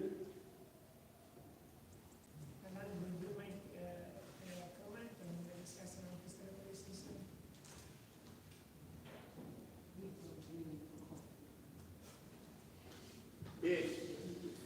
Can't hear the conversation well enough to pick up anything. That's an advantage. I can't hear the conversation well enough to understand the questions. So I'll have to delegate to Tracy and Trey. I think I did answer the question, but André and Danielle and everybody who works on comparative Australian and Canadian equalization, there's another paper to write. Okay, we're not giving any luck there. Any further questions, comments? Yeah.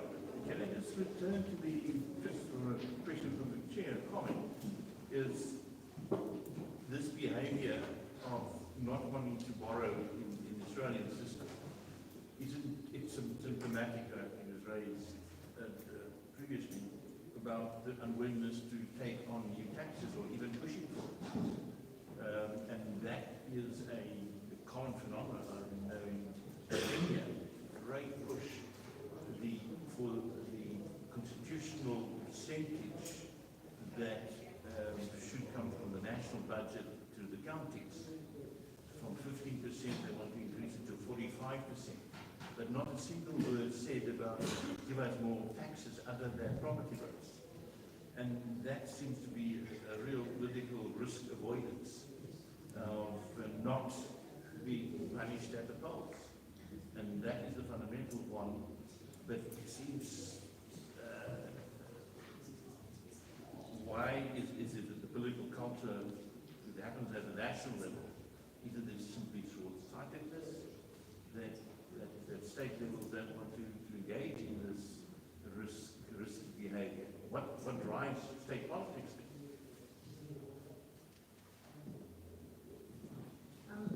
I don't have any big answers, but I will say that this is a phenomena that, as I said, we're developing a longer-term project with a whole bunch of scholars, including Jorge Borgin of the University of Jerusalem, who's an Argentine fiscal expert. I normally do write on Latin American fiscal federalism, not Australian fiscal federalism. But here we are seeing more commonality, as Nico said, that it is really questioning the big questions of federalism. So we know that the benefits of fiscal decentralization in the developing world didn't really produce any of the intended outcomes. So it's become to be known as a bit of a negative connotation. And we're seeing this is now moving on to, I personally don't believe the developed line as much in comparative federalism as I did 20 years ago. And so we are seeing generally in federal countries around the world less of a desire to take on fiscal decentralization because it produces a lot of risk for them. And there's a shirking mechanism and makes them more accountable. It's not necessarily the electoral incentives to take on more responsibility in the context of increasing natural disasters and climate change events, and really questioning federalism in terms of who's responsible for what.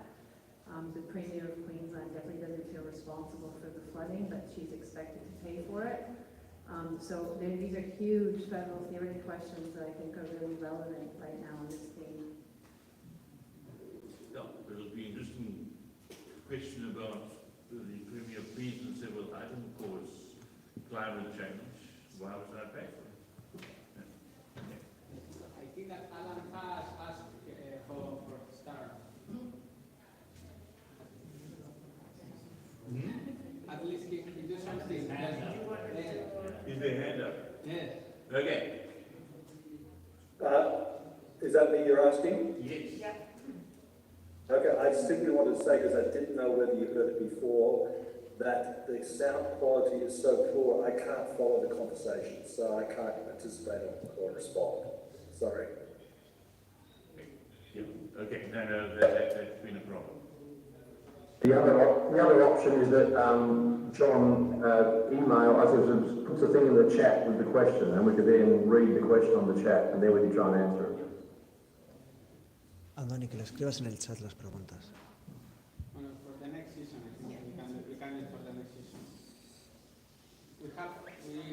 We've got 4 minutes, otherwise we can go for the tea break, coffee break. Okay. Thanks very much.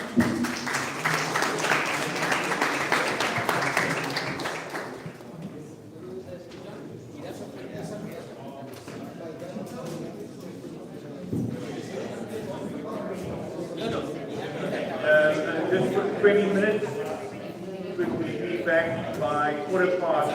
Hello.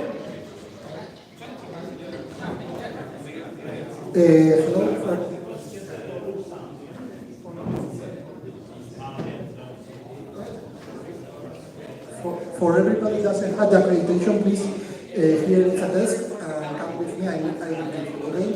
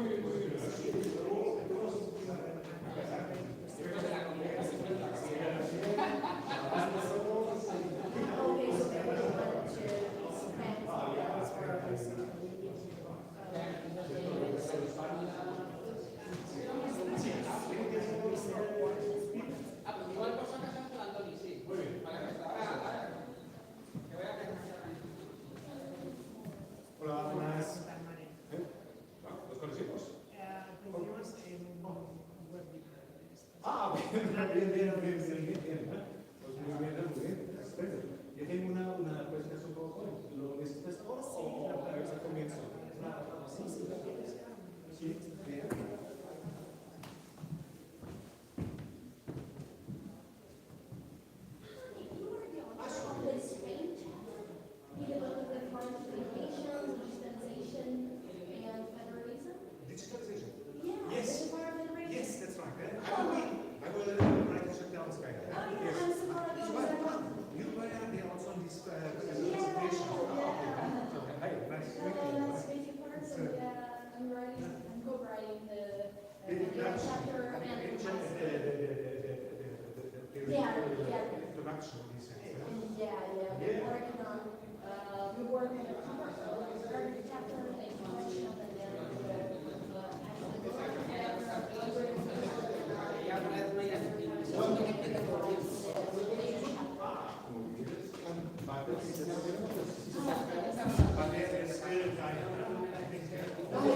¿Qué es lo que se llama aquí?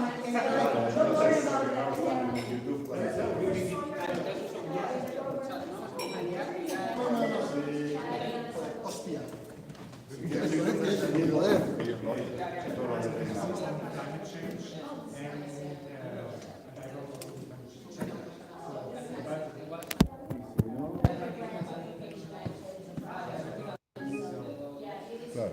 ¿No va a aguantar la batería? Espera, podemos hacer una cosa, si no.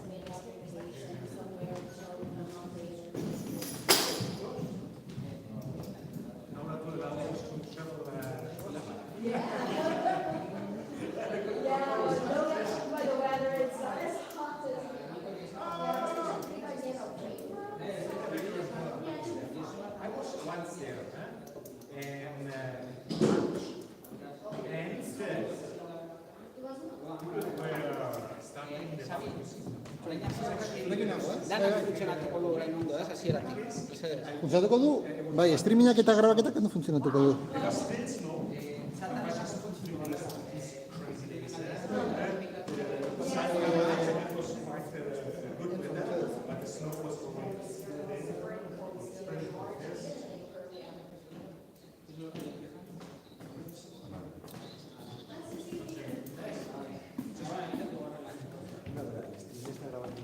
Sí, claro. A ver, queremos saber si veréis una señal de micro.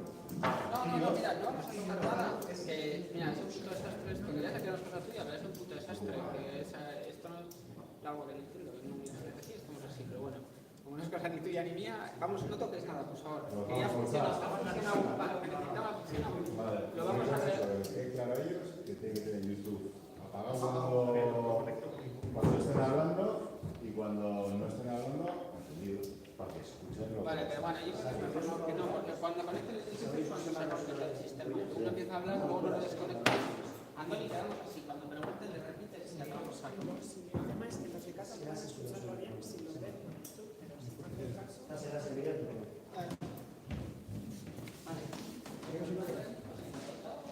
Orain, a ver, bat bi, hiru, vale, está ya marcado en el mes.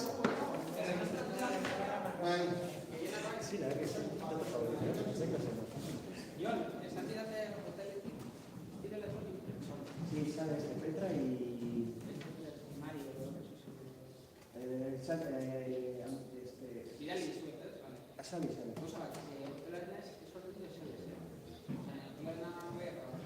Vale, sí, básicamente.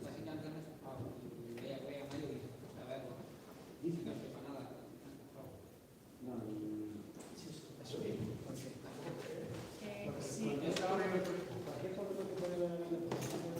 Hoy damos.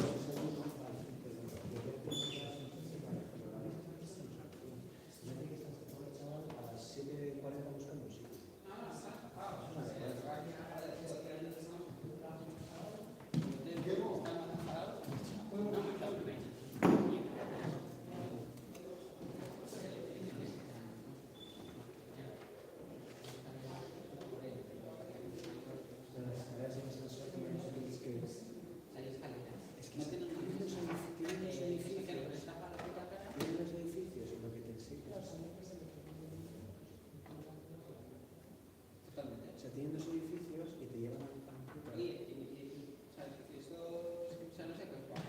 No vamos a montar en la segunda parte. Esto no vamos a pagar un desayuno. No, pero no. Vale, visto cerrado, aún cerrado. Esto es más difícil.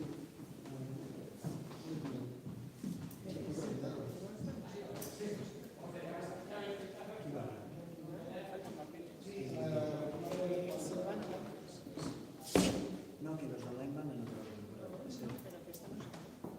Sí, que está marcado eso. Ahora te van. ¿Qué es que tienes, no?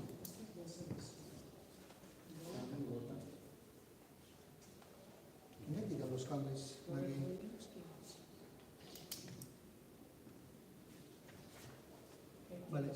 Vamos a hablar, mira, hacemos una cosa. Antes de cada sesión, tú les escribes en el chat. Remember you please to follow the conference in YouTube. Si no leen, yo me mandan los auriculares. Johnny, Shirigan.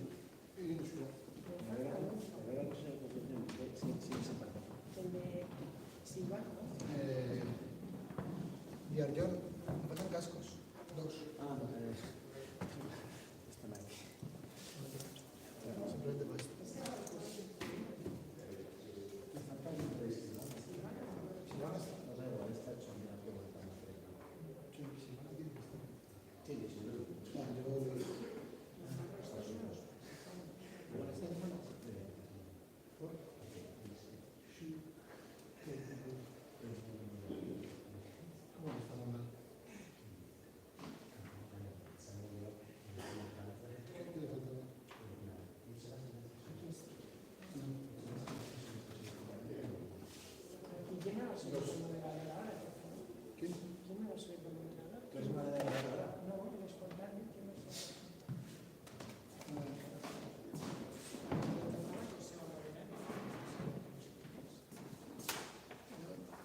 Te ayudo grabando.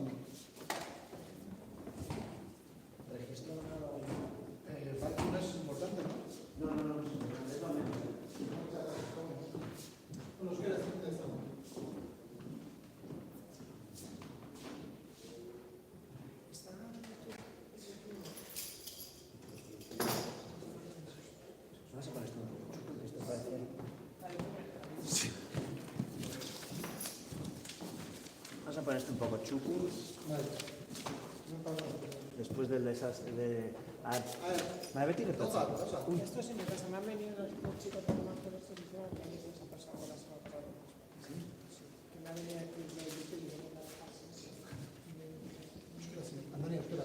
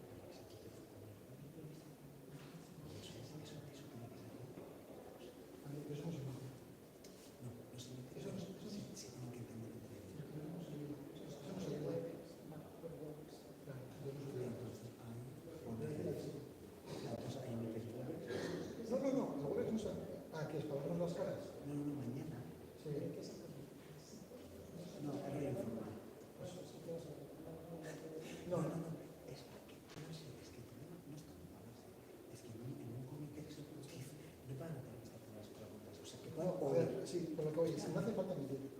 No. Vale, pues vamos a hacer una cosa. Y si ponemos un teléfono en alto. No, vamos a hacerlo con el ordenador y bien hecho. Que lo hagan con teléfono. No, que se pone. A ver, yo lo veo sencillo. Le voy a dar con el chico. No, o vamos pasando. No, a ver, hay que ser efecto. Sí, vale. A ver, ahí va a estar el jueves que hablen los que tengan que hablar. Y luego aquí sentamos en esto y pasaremos el micrófono. Y que se escuche ahí. Eso es lo que hablo con el chico. Que si hablamos del micro, que se escuche el micrófono. Vale, tenemos el micrófono en medio. ¿Se les han disfrutado?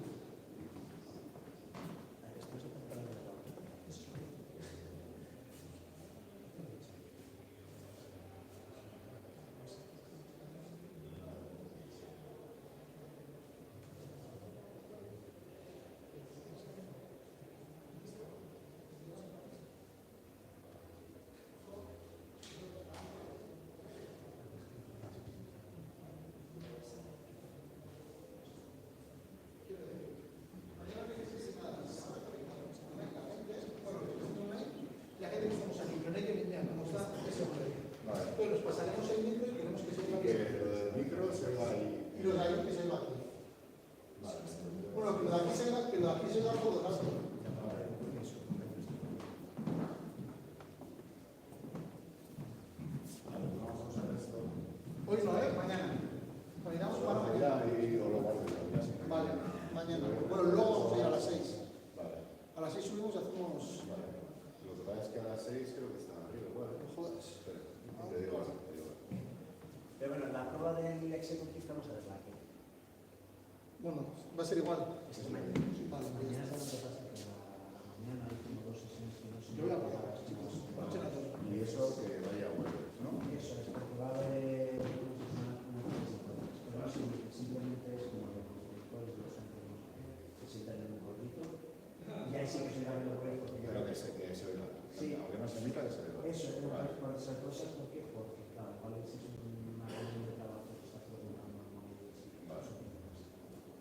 pero es eso, yo entiendo que el Executive Committee está moviendo es como un debate. Sí, eso es una... Vale. Pero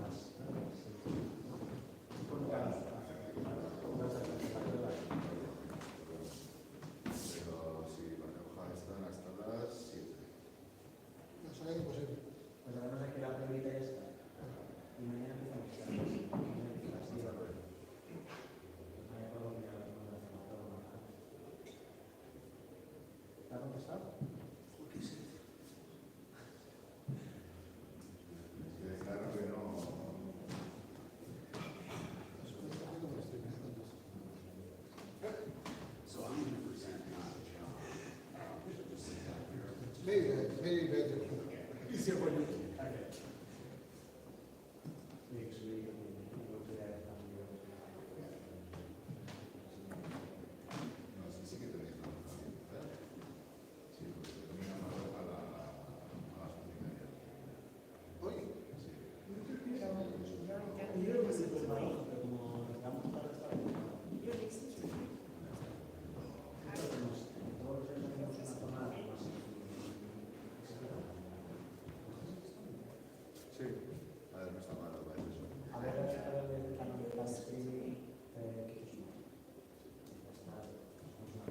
Una cosa menos la que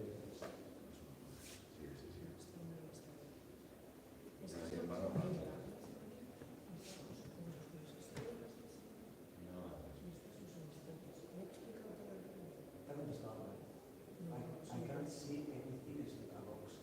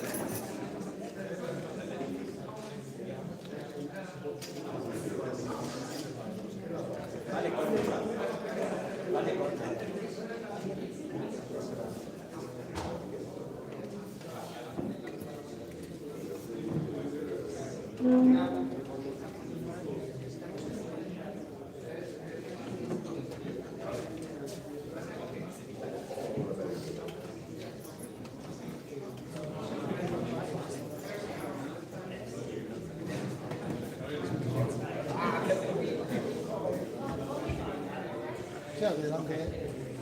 ¿Verdad? Bien.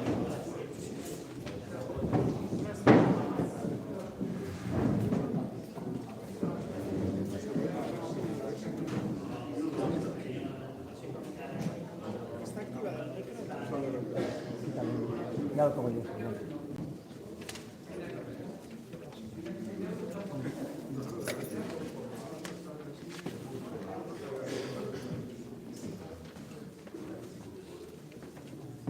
Good morning. We will continue after a problematic beginning.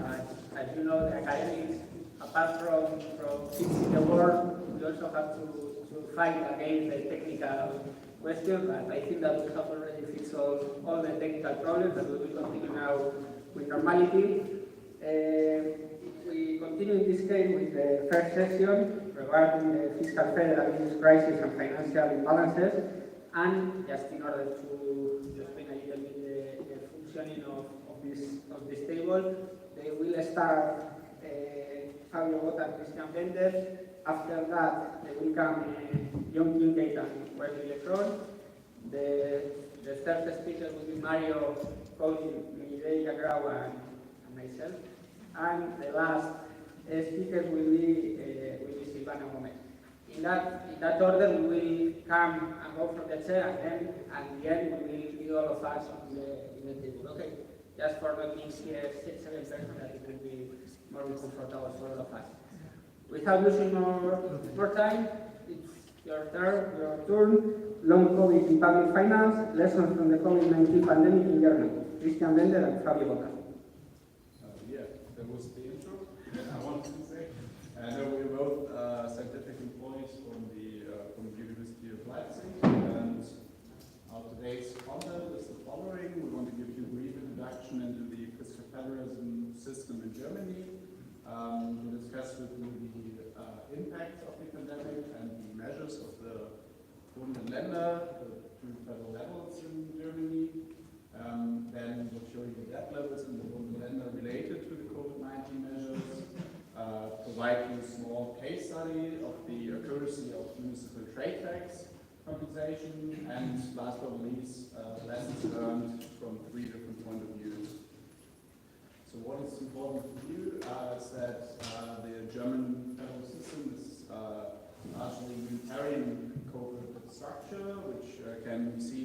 wide variety of aspects, including the responsibilities, of course, the tax distributions, and the active fiscal equalization mechanisms. Substantial parts of tasks initiated by the Bund, the federal level, are carried out by the Länder. And since we will put a small focus today on municipalities as well, just that you know, they also play an important role in the federal system. They do not form an independent third level, but have a constitutional right to self-administration. They are in principle subject to the legislation of the Länder with regard to structure, financing, which also results in a wide variety of different forms of municipalities, and basically also provide direct interaction between the Bund and the municipalities. This brings me to the schematic representation of German fiscal federalism in the numbers of 2019. I won't go too much into detail here, but just let you know that the joint tax base over here is quite important for the system, with 74% of total volume in numbers of 2019, and it was also important during crisis, and the aspects on the effects on the joint tax base we will see later. And what's also important for me today is this guy over here, the financial assistance, cash benefit laws, joint tasks and special funds from the Bund. But yeah, more on that later.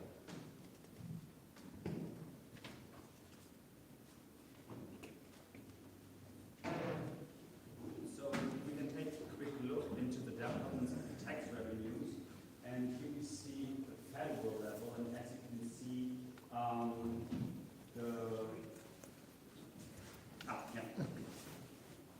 and as you can see here, the different levels were not directly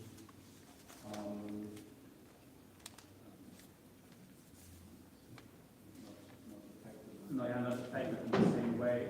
So take for instance the municipal level. So the decline in trade tax was way larger than the state level or the federal level. And that brings me to the fiscal measures of the Bund and the Länder. There was a so-called three-step approach. So first of all, the Bund has taken extensive direct action to protect the public health service. Afterwards, safeguarding the industrial, economic, and employment. And third,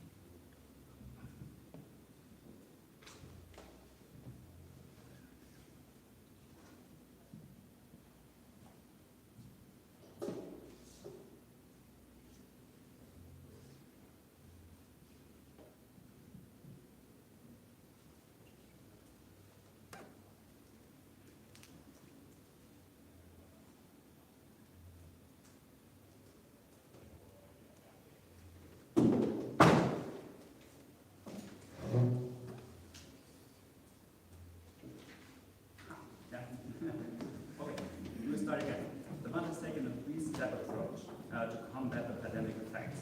First of all, some extensive direct action to protect public health service. Second, safeguarding the industrial economy and employment. And third, then it provided aid to the Länder and the municipal governments. The most important measures were the relaxation of the debt rules and the 17 national debt rules. So we have debt rule on the federal level, and for the 16 states, also debt rules.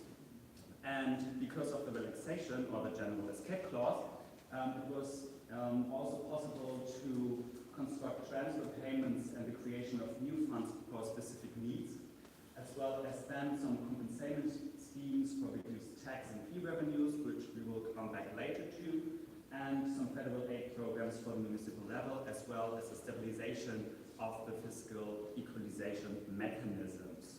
So the measures for the municipal level were in total around 24 to 25 billion euro, and most of it was for the trade tax compensation, which we will come back later to.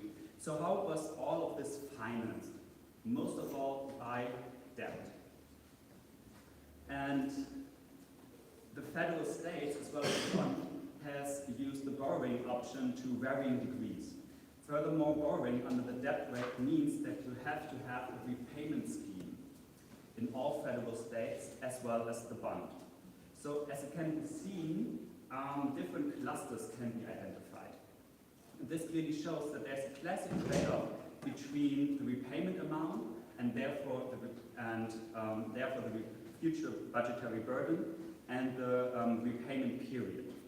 And heterogeneous fiscal position for the federal states in the coming years is therefore foreseeable, which will make the macroeconomic coordination for the general government more difficult. Comparing now the surplus, which is required to repay pandemic-related debt in red, with the average fiscal balance for 2016 to 2019 in blue, shows that even in years before the pandemic, the fiscal surplus would not have been sufficient for some states, for example Saxony, but also North Rhine-Westphalia or Bremen, to repay these additional costs. If this materializes, this will likely lead to spending cuts or tax increases or reserve depletion, unless repayment periods will be stretched. Also for other lender, repayments will have some budgetary challenges. So all in all, it can be shown that the federal and the state government have made use of the instrument of borrowing two different ways. In the coming years, this will make macroeconomic global governments more difficult. In addition to the question of which measures were taken and how this was financed, the question arises of which impact these measures have. So for this purpose, we would like to take a closer look at the instrument of the trade tax compensation. Now figures 6 and 7 can be used to illustrate the effect of the trade tax compensation scheme in Germany. And we try to give an answer if it was targeted. We will use a bivariate map here, and this plots two variables against each other and uses a so-called tercile approach. This means that the respective data series is broken down into 3 equal parts, and the decomposition is then based on the individual data series. This results now here in a 9-field matrix, which can provide information whether the effect could be described as symmetrical in each case, or whether there was an under or over coverage. And this is most clearly illustrated by an example here. The chart on the left shows whether municipalities that had, for example, a small trade tax per capita in 2020 had also less trade tax per capita in 2019. This was the case for 20.4% of all municipalities. And so the diagonal here shows or reflects a symmetric behavior. And therefore we can try to analyze if there were some structural developments which can be shown. So now, in order to be able to examine the accuracy of the trade tax compensation, the absolute change in trade tax revenue from 2019 to 2020 is taken as a basis, and then it is compared with the trade tax compensation which was paid. A symmetrical picture would mean that those municipalities who suffered the most also got most of the trade tax compensation. Conversely, municipalities that suffered comparatively weak slump in trade tax would also have to have received a lower compensation payment. Asymmetrical behavior can be observed here on the left of total 25.9% of the municipalities. And there were extreme high outliers where the trade tax slump was relatively small and at the same time the compensation payment was high. This was the case for 20.8% of all cases. Conversely, in 16% of all cases, the trade tax slump was severe, but the compensation was relatively weak.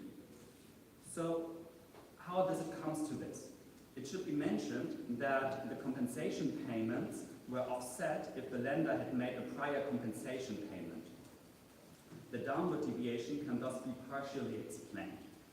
The deviation from the symmetric behavior are generally due to the fact that the trade tax revenue shortfalls, which were to be compensated, were forecasted values. These were taken from the regionalized tax estimate. While the trade tax shortfall was projected to be around 11.8 billion euros in October 2019, it was actually around 5.9 billion euros lower. So the picture, as well as the literature, shows that there was a noticeable overcompensation. And all in all, it can be seen that the support provided to the municipalities did not always precisely compensated for the collapse in trade tax that was ultimately generated, but an underfunding which was largely prevented. This brings us to our last point. What are the lessons learned? How can we answer the question, is there long COVID in public finance? I will speed up a little bit now. We looked at it from 3 points of view: public finance, institutional, and federal dynamics. Maybe what's of special importance are the points over here. So from a public finance point of view, the problem of the municipalities' inadequate financial allocation has not been solved. It has been dampened in the short term. And due to the fact that the Bund were financed mostly by the credit authorizations, this definitely will lead to financial burdens in the future. From an institutional point of view, the lender have provided different levels of support to the municipalities, and this may lead to regional imbalances already led to regional imbalances in the future. And since it's speaking not only of an economic crisis, from a health crisis point of view, also the health departments were not prepared, or seem not prepared in terms of their capacity and the infrastructure. And from an aerodynamics point of view, there's right now, let's say, a lively debate whether the measures by the Bund were somehow oversized. And although there's no clear centralization centricity, one could argue that maybe the federal fiscal policy with the the Bunds in German, may have influenced the symbolic leadership position in the federal debates in the future, which also goes along with the discussion whether the Bund bought itself competences in the last years. So our two key takeaways for you today are definitely it's not the answer. The measures were oversized something, because you definitely have to argue that a crisis of that magnitude required an unconventional proactive response, and therefore also large-scale underfunding was quite implemented. But definitely there will be long-term effects in public finance, federal institutions, and dynamics, which also influence current crisis and maybe also some larger transformation paths in the future. That it is. Thank you for listening. Yeah.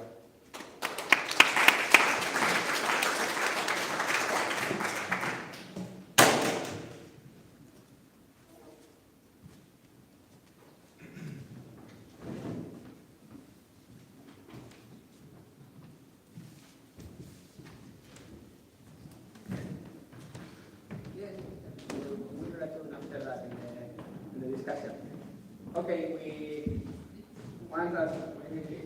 pass to the second second presentation, titled Large Scale but Temporary, How the Federal Government Responds to the Great Recession and COVID, Maintain Continuity in American Federalism.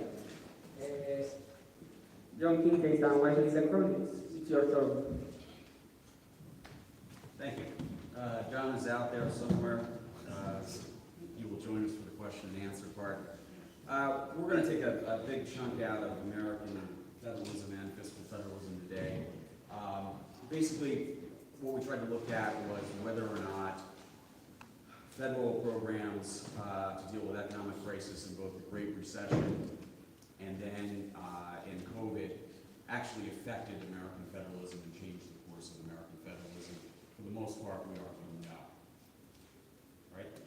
So a couple of things that we want to take a look at. One is an overview of fiscal federalism in the United States. Second is a brief history of federal aid during economic crises. And then the two kind of crises that are most recent that I just mentioned, and then we have some conclusions.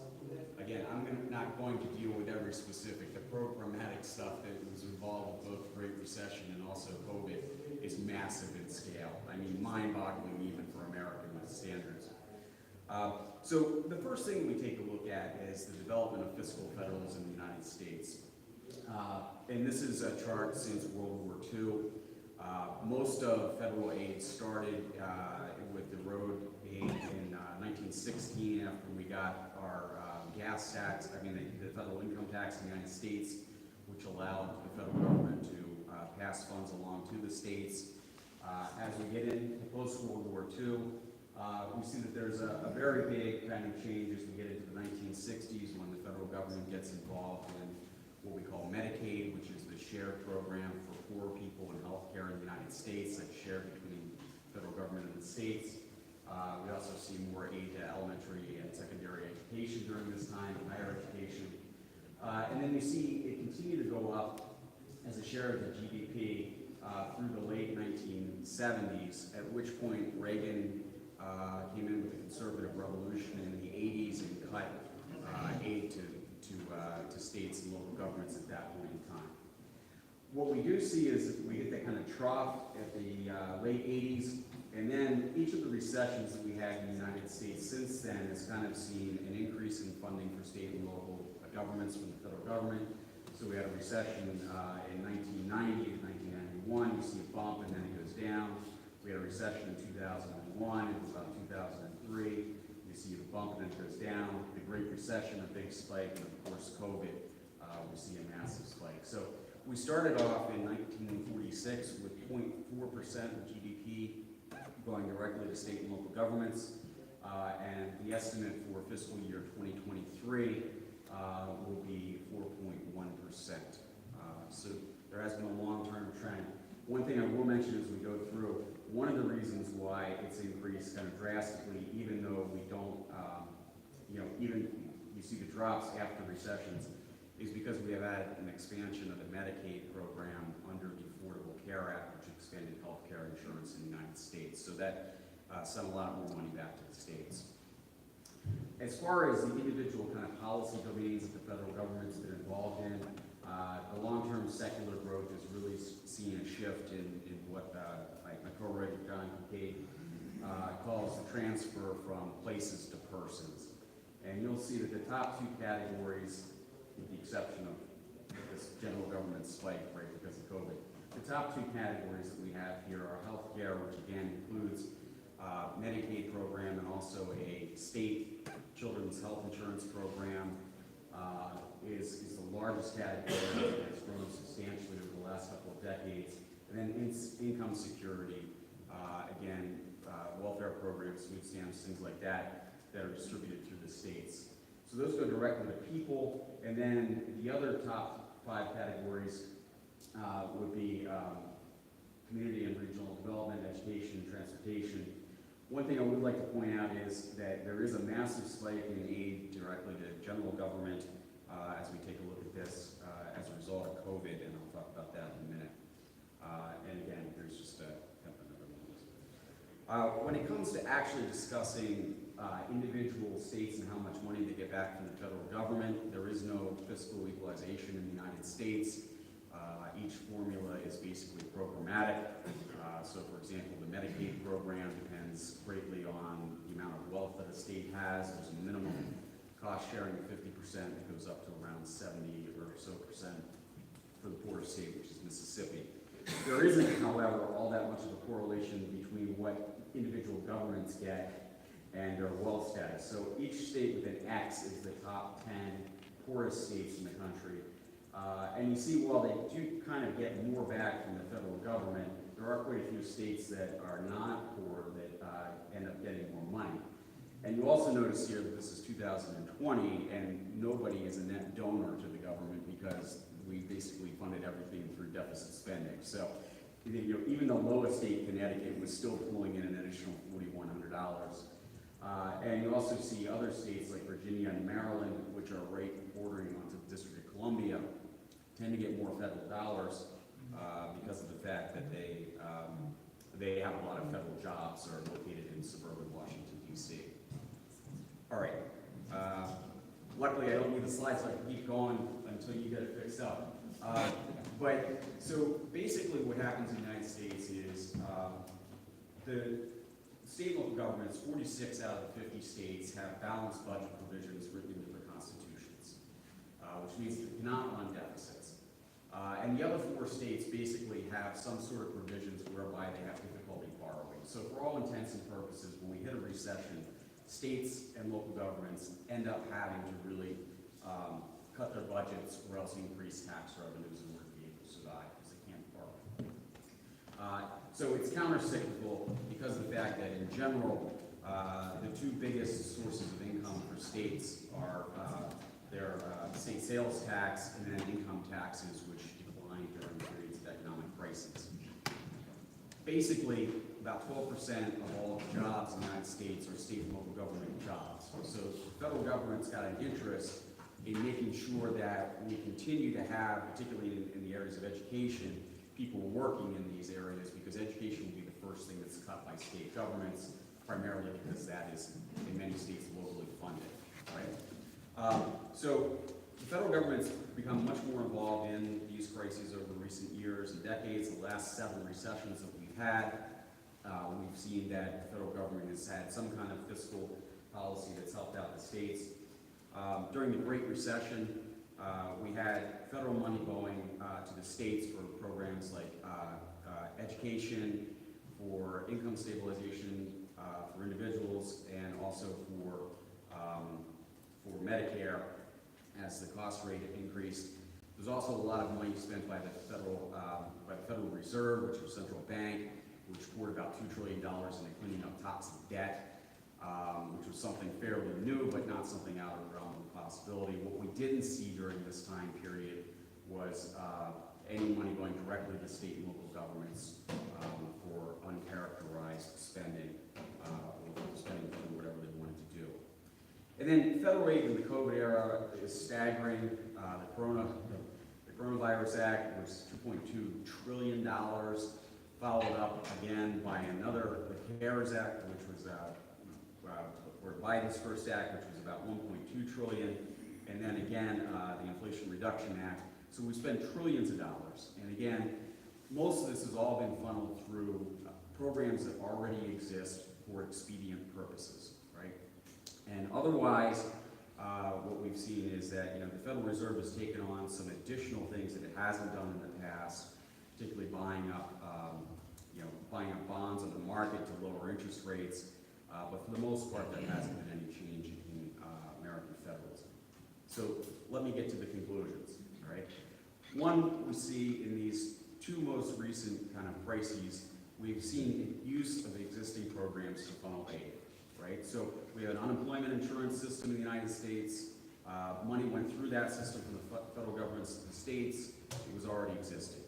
Even when the federal government gave out free checks to individuals, which occurred both during the Great Recession and during COVID, that money went through the Treasury Department or the Social Security Administration. So it went directly out through programs that already exist.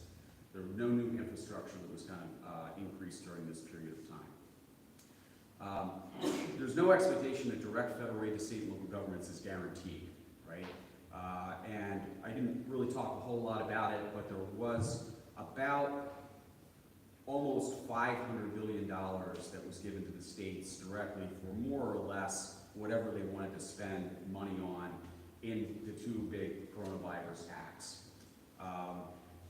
But that did not happen during the Great Recession. And part of that is political. Republicans don't want to give money to states because they think that blue states or Democratic states are already too highly taxed and spend too much money, and this is kind of a moral hazard that just allows them to keep going on with the progressive policies. And Democrats don't have a strong enough majority to really be able to do anything differently about it, even when they have the presidency and Congress on their side. It's completely ad hoc, right? And that's you know, there's no trigger mechanism in American policy that would trigger something to happen when we hit an economic recession. So that's continued on. There's nothing changed there.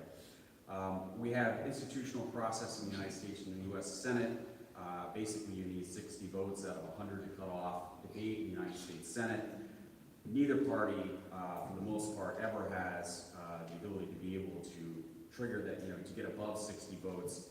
That's caused the Democrats to be unable to be able to pass any big, substantial New Deal-like programs in the United States that really shift the federal system. And I mentioned polarization again.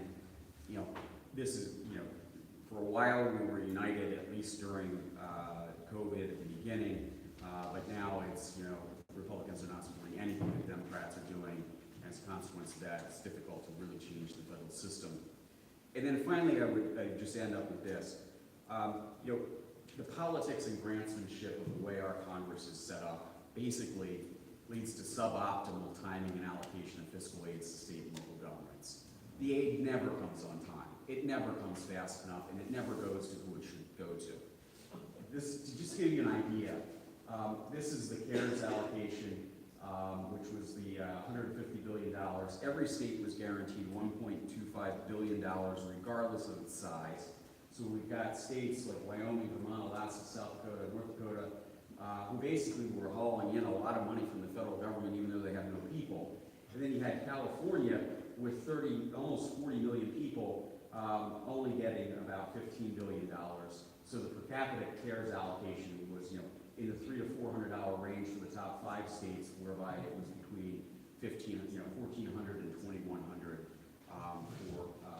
for the states that were smaller. It didn't hit the people it needed, and it went through every single one of these policies that came down. What we see is that the money never gets targeted, right? So that's kind of the final thing. And in 10 minutes, that's all I can get to. So here we go.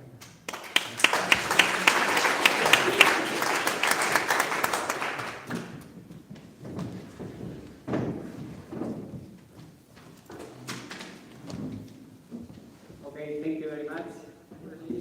We will now invite Mario and Collins and Mireia Grau to the table, and we will present, myself also, I am part also of this presentation, we will present the Spanish case, present and future of the decentralization system in Spain, subnational public finances and interterritorial inequalities.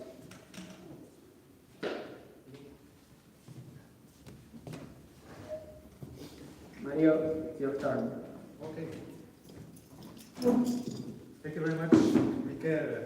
First of all, of course, my deepest thanks to the organizers of this conference from Ituna Center, and thank you very much also to all of you who made their way to this beautiful city. I think it's worth to see the city, how the city evolved during the past decades. I remember still being in Bilbao at the end of the 90s and coming today, it's completely different. And of course also greetings to all of our friends who are listening to us via Zoom. The general aim of our joint paper, which indeed has a quite ambitious title, is to analyze the impact of the economic and financial crisis on of the pandemic on the Spanish state of autonomies. The time is quite limited. 10 minutes is not so much, and I will go straight to the point and present some slides which may help to understand our arguments. All of you have received our paper, and you can take a look at this if you wish to have an analysis more in detail. I will first give a brief short overview of the historical grown interterritorial inequalities in Spain and the impact of the two crises on the territorial distribution of economic power in Spain. Secondly, I will present some data of the evolution of subnational finances. Of course, I will not go in detail into the Spanish financing system, but as you know, I would like to underline that we have a very asymmetric model which is regulated by two differentiated regimes, the charter regime, which is implemented in the Basque Country in Navarra, and the common regime, which is enforced in all other autonomous communities. And finally, I think this is quite important and relevant, I will present a slide on the impact of both crises on the regional differences in welfare policies. As you can see in this first slide, the territorial patterns of socioeconomic inequalities in Spain is a burden for the Spanish economic development since decades. The roots of these different inequalities go back in the 19th century when we had a very asymmetric industrialization in Spain, mainly a very strong industrialization in the Basque Country, in Catalonia, but also a strong economic development in Madrid. Afterwards, very strong migration movements from rural areas of Spain to these urban areas. Nevertheless, if we take a look at the development starting from the end of the 70s and the 80s, we can see that there's a strong convergence of the GDP per capita among all autonomous communities. This trend goes on until 2007, when we had the impact of the economic and the financial crisis, and we can see that not only the impact of the economic and financial crisis has been really relevant, but also afterwards the recuperation after this economic and financial crisis has been important. Nevertheless, still so far, since we have no more updated data, we cannot confirm or say anything about the impact of the pandemic on the GDP per capita among different autonomous communities. We have data from 2020, and we can see that the differences among the autonomous communities did not grow in this year 2020. Of course, we can also see a quite interesting fact that we have a different development among the autonomous communities. We have 4 autonomous communities which performed already very well in the 60s and 70s, and these autonomous communities are still the autonomous communities which very strong perform in economic terms in the year 2020, and the 4 lowest performing autonomous communities in the 60s and 80s are still low performing in the 2020s. Of course, since the starting of the decentralization process in Spain, we had also a very strong economic growth in Spain, a modernization of the country, and also the access of the country to the European Union. So there is a trend towards convergence among the different autonomous communities. Nevertheless, I would say if we analyze also the impact of the equalization system, then we can also see that the equalization system worked in the past quite fair, even if we compare this equalization system with the equalization system from other federal countries like Germany. We can see also a specific trend more pronounced if we take a look at the unemployment rates by autonomous communities. A very strong trend towards convergences since the beginning of the decentralization process, but this trend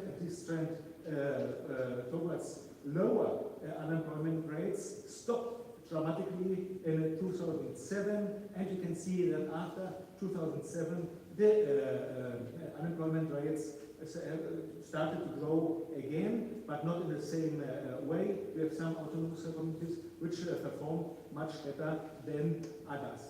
Again, the data from 2020, 2021, and 2022 did not confirm the argument that there would be growing differences in the unemployment rates by autonomous communities because during the crisis of the pandemic, of the COVID pandemic, we had specific adjustments found in order to maintain people at work.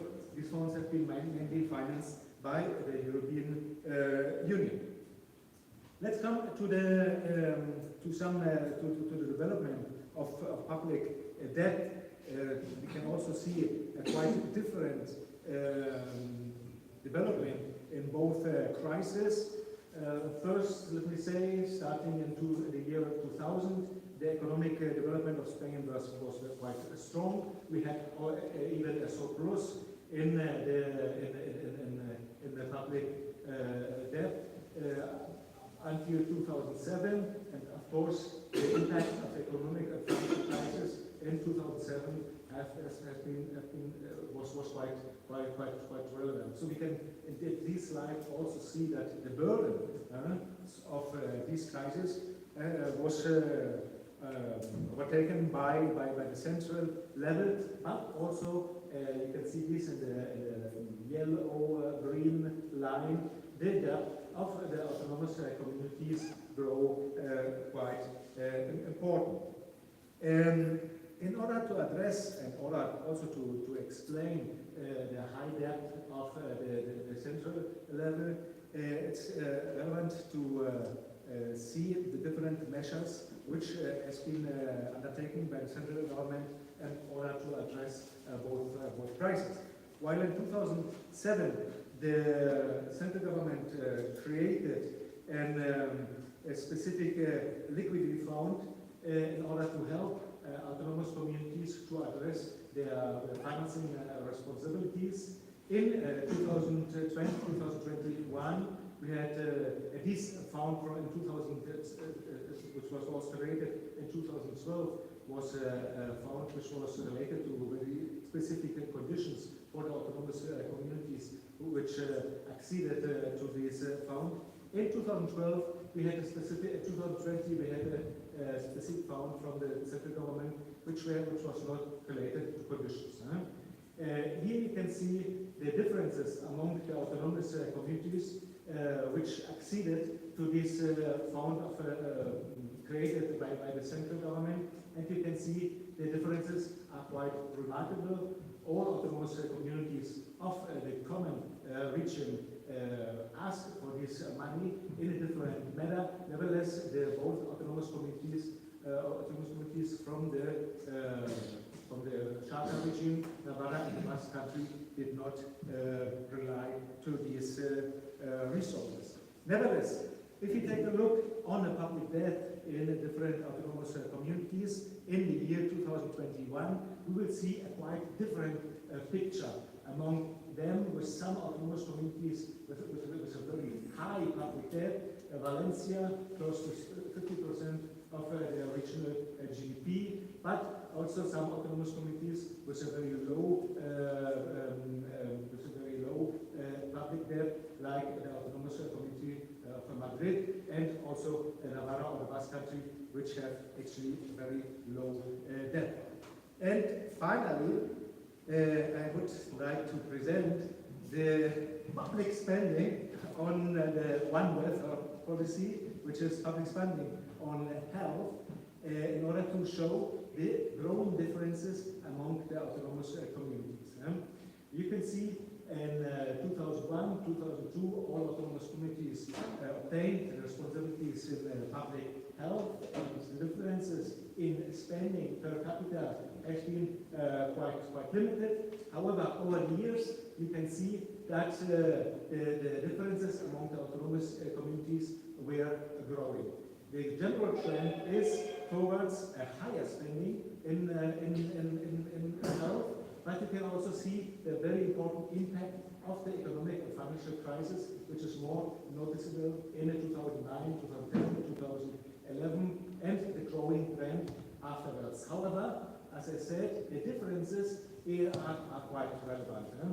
Okay, the differences, we can explain the differences with a different demographic structure of autonomous communities, with a different size, with a different population density, or even with a different percentages of the private sector in the management of hospitals and so on. However, I would say, and I will not have no data for this today with me, we can also see that the outcome of the public health system is also growing. So we have some autonomous communities which have a better health system than autonomous communities which have higher spending, which can deliver also better services to their citizens. And I just picked out from quite a lot of differences the example of public health, but I think it is relevant and it's quite interesting that the differences among the autonomous communities are growing in these different welfare policies. Just come to my conclusion. First conclusion, which we foster in our paper, is that there are long-standing socioeconomic inequalities among the autonomous communities. However, there have been quite important efforts of interterritorial solidarity during the decentralization process in Spain. Nevertheless, the impact of both crises, the economic and financial crisis from 2009, 2008 to 2013, and the impact of the COVID-19 crisis have been quite asymmetric among the autonomous communities, and the recovery have been also very different, especially if you take a look on the development of after the economic and financial crisis. I did not go into detail in the financial system. Nevertheless, we can also see that because of the lack of consensus among political parties to reform the model is not longer capable to reduce the increasing financing imbalances among autonomous communities. And as I mentioned, we have been growing interterritorial differences in welfare policies among the autonomous communities. And for this, there is an urgent need to renew the regional financial system in Spain. Thank you very much.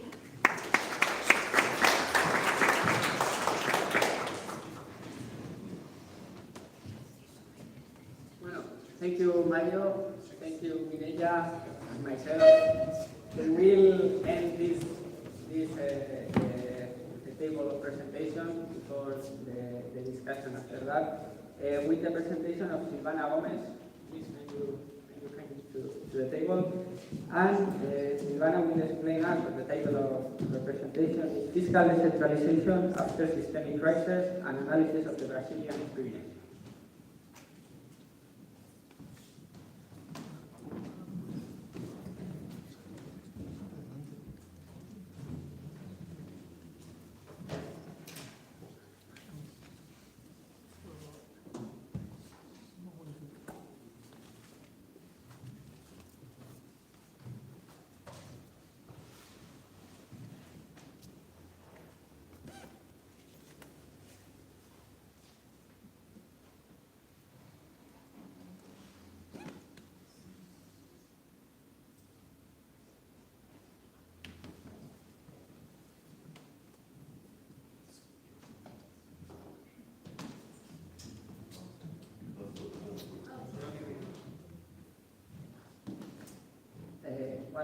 Yes, we want to show you out because it's not our business, but I don't know what is happening with the technical aspects that are not working well this morning. This is not common here. Normally they work always well, but as you know, like the Murphy law, today something is happening, and even the table, I don't know what's the problem. At least we have time enough, and we will have time also for the debate, and also wait for reflection now. For the questions.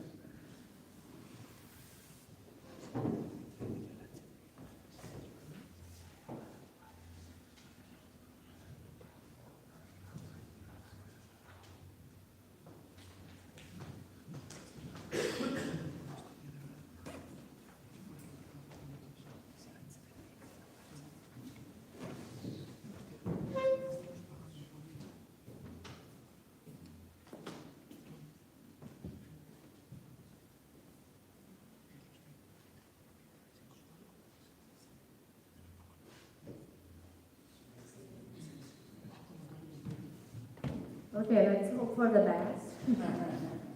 So good morning, everyone. Good afternoon, I guess. Thank you so much for coming today, and it's a pleasure to be here with you today and tomorrow in this conference. So today I will try to provide only the big picture of some of the mechanisms that the Brazilian federal and subnational governments adopted in response to two contexts of crisis. I know that in the call for papers, we were encouraged to review such responses in the context of the 2008 and COVID crisis, but as I will show during my presentation, the 2008 crisis didn't really pose major problems to the Brazilian economy, so instead I will focus on the 2015-2016 crisis. So, okay, in the paper, the central argument is really in terms of exploring how systemic crises create an opportunity for endogenous centralizing forces to gain traction and to push for certain institutional change, basically in the more centralizing direction, and those changes, they really reshape the dynamics of fiscal decentralization in the country. And here I really wanted to emphasize those centralizing forces aspects, and I wanted to make a distinction between the structure side and the agency side of such centralizing forces. And unfortunately, in the 10 minutes that we have today, I won't be able to go much further into details concerning some sort of background and explain why such centralizing forces, they are very important in Brazil, despite some recent reforms in terms of decentralization and the provisions that the 1988 Federal Constitution puts forward in terms of really protecting and enshrining the autonomy of states and also municipalities in the Brazilian federal system. But still, what I wanted to really emphasize in this brief presentation is that those forces, they harness the institutional ambiguities of the Brazilian federal system to instill those transformations that affect fiscal decentralization and also intergovernmental fiscal relations in the country. And here the most important aspect perhaps is that those effects, they really last in the long run. So even though we are talking about contexts of crisis, and usually we can think about them in terms of somewhat extraordinary events in a certain sense, but the responses that are adopted in such contexts, it really instill those long-lasting effects. So that's why it's relevant to take a look at those responses. And just for the purpose of the paper, I employed an institutional approach. So here I am basically trying to understand how this interplay between the institutional ambiguities and those endogenous conditions, they really get past this authoritarian rule, this authoritarian regime. The federal constitution focused on decentralization and instilling some sort of cooperative ethos to the Brazilian federal system, especially because in the decades preceding the enactment of the constitution, what we saw was actually many attempts from the federal government to overpower subnational governments and municipalities. So that's why cooperative federalism and decentralization are key features of the 1988 Federal Constitution. But as I said, the ambiguities of the Brazilian federal system, they are very strong. So we see the coexistence between centralizing and decentralizing mechanisms, and one of the most important mechanisms in this regard, or characteristics, is what the literature calls hyper-presidentialism. So because of the powers that the president has to put forth legislation, approve that legislation, states do not actually act as strong veto players. So this plays an important role in terms of affecting the capacity of subnational actors to thwart unilateral action by the federal government and, as a consequence, to protect their autonomy. And another important feature of the Brazilian federal system is the huge level of inequalities that we can see among states. So just to give an idea of the level of inequality that I'm talking about, The GDP of the Brazilian wealthiest state, São Paulo, is 106 times the GDP of the poorest state. So it's a huge difference. I'm really talking about huge levels of inequality across the Brazilian states and also across the Brazilian municipalities. So against this background, I just wanted to emphasize that the literature discusses that in such context of crisis, we see a trend of central governments towards tightening control of subnational finances. But what I try to emphasize in my paper is that while the literature usually focuses on the expenditure side, in Brazil, this sort of tighter control also takes place in the revenue side. Okay, as I mentioned before, the 2008 financial crisis was not a big deal for the Brazilian economy. So what we saw was a slight decrease in GDP, plus negative 0.1%, and this weak effect of the 2008 global financial crisis can be explained in part because of the commodities price boom, and the Brazilian economy is basically based on the export of commodities ranging from crude oil to soy and minerals. So Brazil didn't really suffer very much in that context. But between 2015 and 2016, the country saw its worst economic recession to be ever recorded. And we are still debating in the country what were the causes of such crisis. But what we can say for sure is that there was a mix of some contextual features. So if on the one hand, the commodities price helped explain why Brazil did not suffer very much in the 2008 crisis, then the decline in such commodity prices helps explain why 2015, 2016 were the worst period economically for the country. And also, of course, some bad economic policy choices, especially concerning some tax policies enacted by the federal government that granted massive taxes, subsidies, and exemptions, and they did not really establish some sort of counterpart from the private actors, so they really did not use that sort of tax relief to reinvest. So that's why those policies, they are very criticized today. And this crisis hits subnational finances really, really hard. So that's why the federal government in 2017 enacted the Fiscal Recovery Regime, which was basically a program destined to reshape the finances of states, but it was quite problematic because, first of all, the eligibility criteria were very stringent. So only a few states were able to qualify for that program.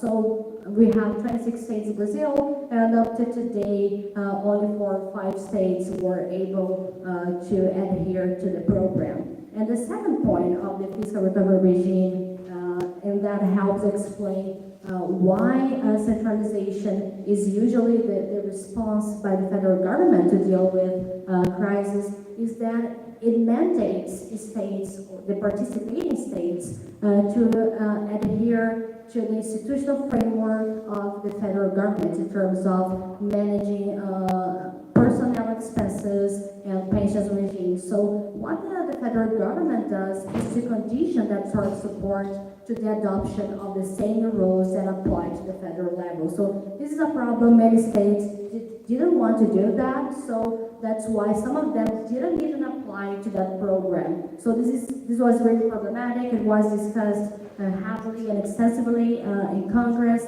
but still that's the design of such a program. And then we come to the COVID-19 crisis.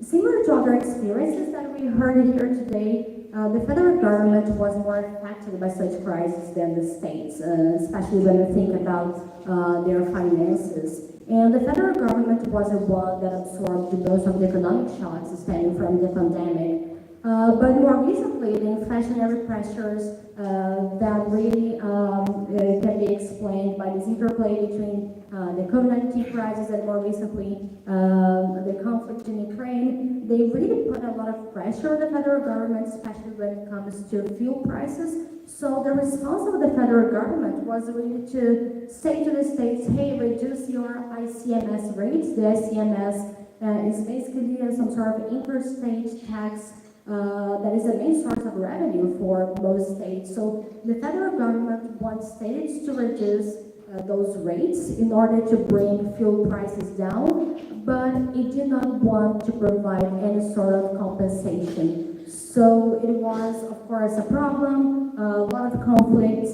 arose in that context. So the response of most states was to go after the Supreme Court and try to secure judicially some sort of compensation mechanism. Some states have been successful, other states have not been successful. So it also stresses some sort of ad hoc mechanism as well. So as I said, the COVID-19 pandemic was really a context in which conflicts between states and the federal government intensified over political disputes and also economic matters.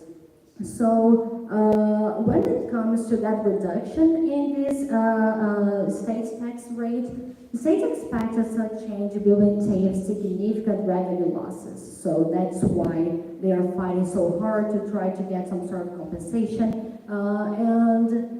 Just to give you some sort of background, in the past, the federal government adopted a very similar policy. It reduced that same tax before and promised that it would give some sort of compensation to states, but it ended up not giving any compensation at all. So states have been fighting for this compensation for over 20 years at the Supreme Court, so it is a very sensitive matter for subnational political actors.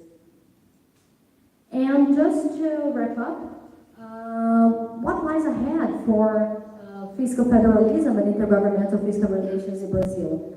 Basically, as you might be aware, Brazil is currently in the middle of the general election, so until next Sunday, this is a top priority, but from next year on,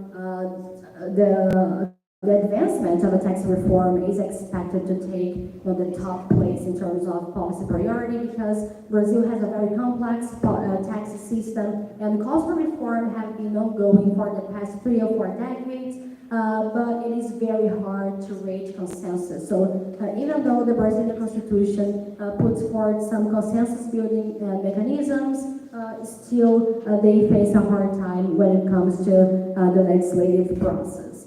So currently we have 3 different proposals under appreciation in the National Congress. One that has been proposed by the House of Representatives, one that has been proposed by the Senate, and one by the President himself. And despite some differences, there is a common ground between those proposals, and basically all of them seek to simplify the Brazilian tax system through the unification of some federal, state, and local taxes. But then again, the main concern of subnational actors is that they will experience a decline in tax collection at the subnational level. Most estimates are in the case of billions of Brazilian reais, so this is not something that the states are really up to enduring as a result of the federal government's attempts to simplify the Brazilian tax system in those terms. So that's what I have to discuss with you today. Thank you so much.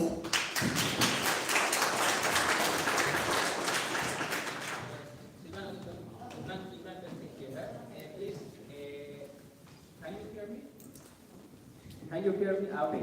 Yes, please, can you come to the table one representative of each presentation, in this case, Wesley, and one of you, please. Take this. I think that they are not, it's better to take it. Only one of you.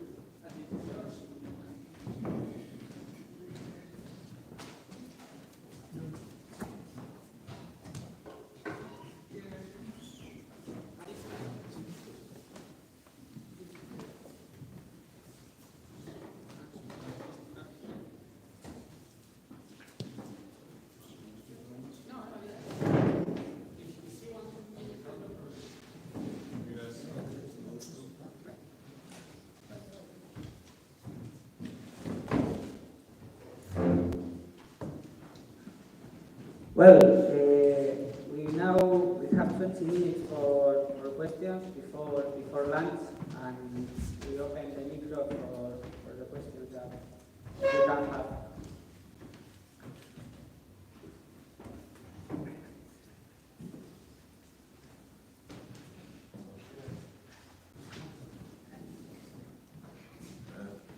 I have one question for Mr. Lecron. You mentioned the Great Depression and the aid of federal level to the states in that period. The question is historical. Was it the first time in American history that the federal level provides the aid to the states, or it is the first significant case? And for Mrs. Gomez, you mentioned hyper-presidentialism. I don't know Brazilian constitution. Does it exist only at the state and federal level, or also in the states we have a presidential system or some kind of parliamentary or prime ministers or whatever? Thank you very much.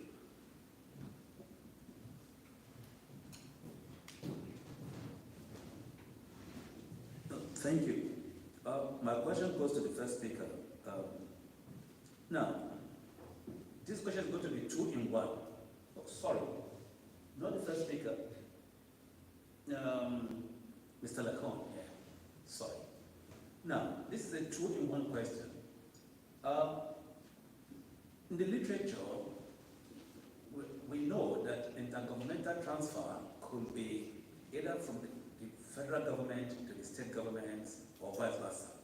So, in the American federal system, do we have intergovernmental transfer coming from the state to the federal government?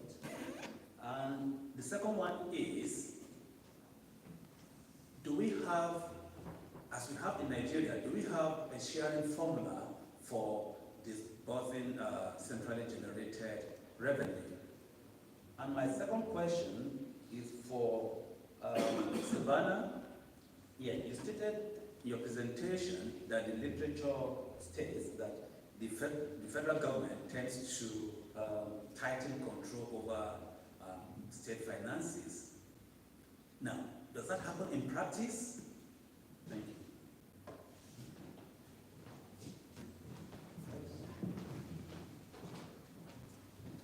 you. Thank you very much for the presentations. I just have one question on Brazil.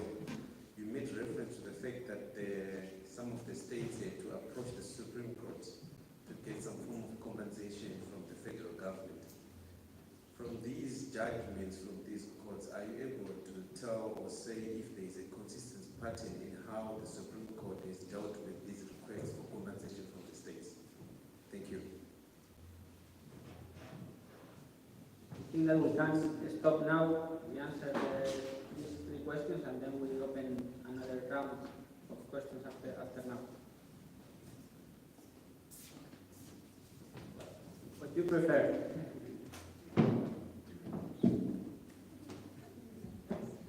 John, do you want to answer any of those questions? You're going to.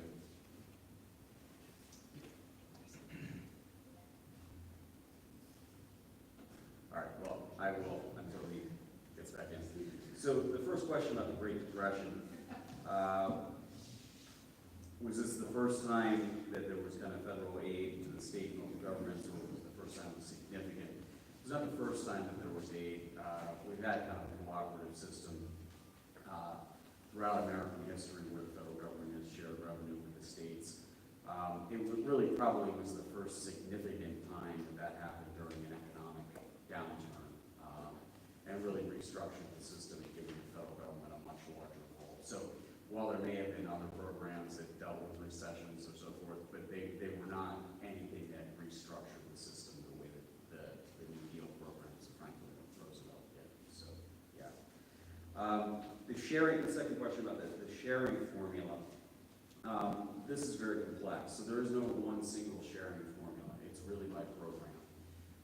So what you generally see is it's what you can negotiate in the context of the United States Congress, which means that because the Senate represents every state with 2 people, we give what we call a small state bonus, which means that generally, like the the CARES funds that I showed you, where the small states got a disproportionate amount, because they've got 2 senators and they can hold up the process, they have the ability to be able to negotiate more money probably than they actually deserve by per capita.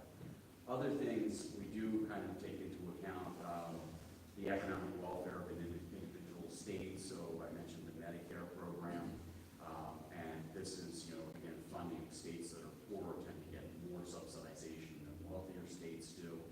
And then there are things like transportation programs, which are a complex web of, how many miles of roads do you have, what is your population, how much mass transit do you have. But again, I want to just throw it out there that in general, these are all programs where a lot of it has to do with politics, who's control of Congress, and what is the historical formula been. And those formulas have been used. I mentioned that there really aren't many changes, during the recessions because we use the old formulas. Those formulas may not apply to whatever happens during an economic crisis. So, but it's easier to get them out because they've already been negotiated, right? When you try to move legislation quickly. As far as money going into the federal government from the states, there are some smaller programs, but for the most part, when I showed kind of the transfers, it was really just how much each state's taxpayer base contributes to the federal government. Not that would be money from individuals going into the federal government, not from the state governments themselves.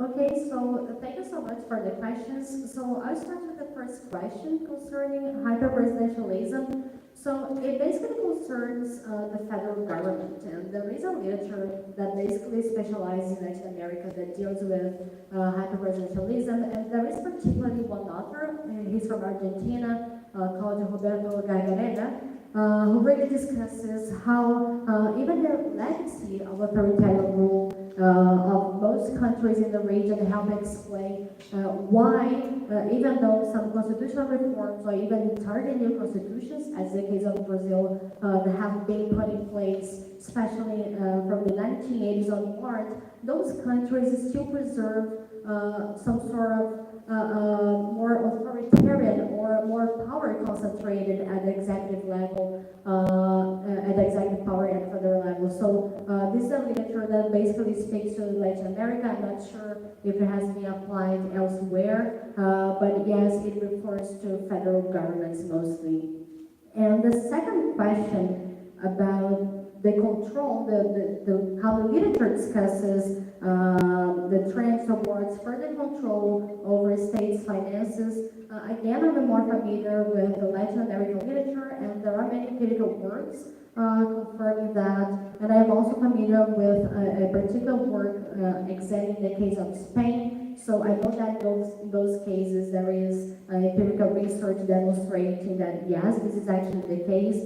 And just to give you some illustration about the Brazilian case, and more specifically about the fiscal recovery regime that I just mentioned, there is a huge discussion in terms of the effects of such more controlling measures. So, for example, the state of Rio de Janeiro was one of the most indebted states in the country. It was the first to adhere to that program, and the levels of indebtedness of the state have been continuously rising despite of the program. So there is a lot of discussion in terms of the effects, whether they are beneficial or detrimental. They appear to be more detrimental than beneficial up to this point, but still we are seeing a growth of empirical works dealing with the effects mainly of those more controlling measures that normally central governments put forward in such contexts. But as I said, in Brazil, this control is also felt on the revenue side and not only on the expenditures. And as for the last question about the Supreme Court and if there is some sort of pattern in how the Supreme Court addresses that question, the answer is no. It really depends on the issue at hand. So there has been There have been some cases where the Supreme Court decided favorably to the states, and other cases where it decided favorably to the federal government. So there is really no pattern here, and that's why I said that there is a very ad hoc basis here in how both the political decision-making of regions and the Supreme Court address those kinds of issues.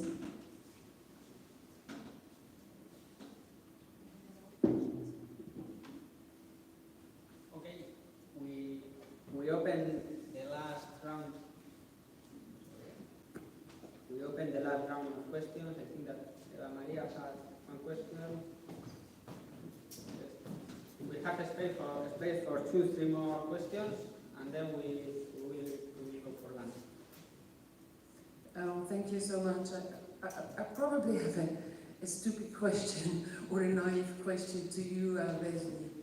Well, you mentioned that, fiscal aid to state and local governments is too light, too low, and doesn't reach the right actors.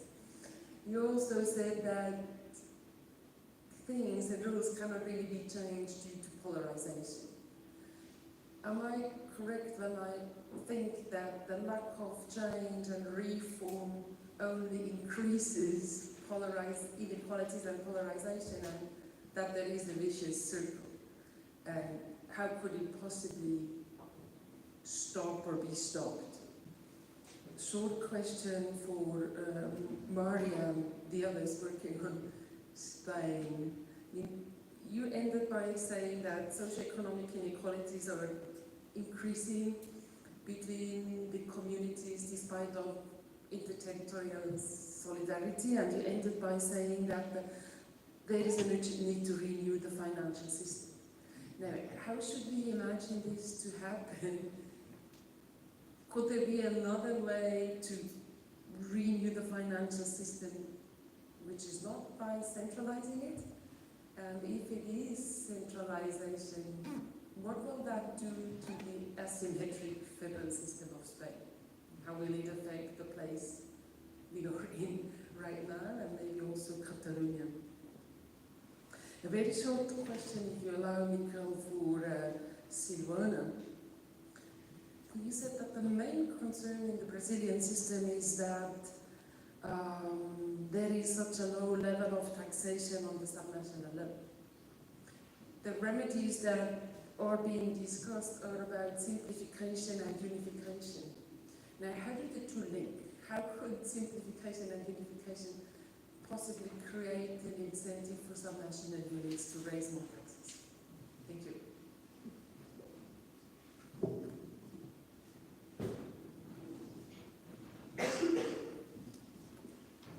At the risk of putting more distance between now and lunch, I just have a quick question to the panel. And for any of you, it doesn't sound to me, the first time I'm coming here, who's a historian, like there was anything incredibly innovative going on in terms of the underlying political economy of each country that you're analyzing. Am I wrong about that? And if that's the case, can you speculate on what that would mean for dealing with a future crisis or something much longer term like climate change?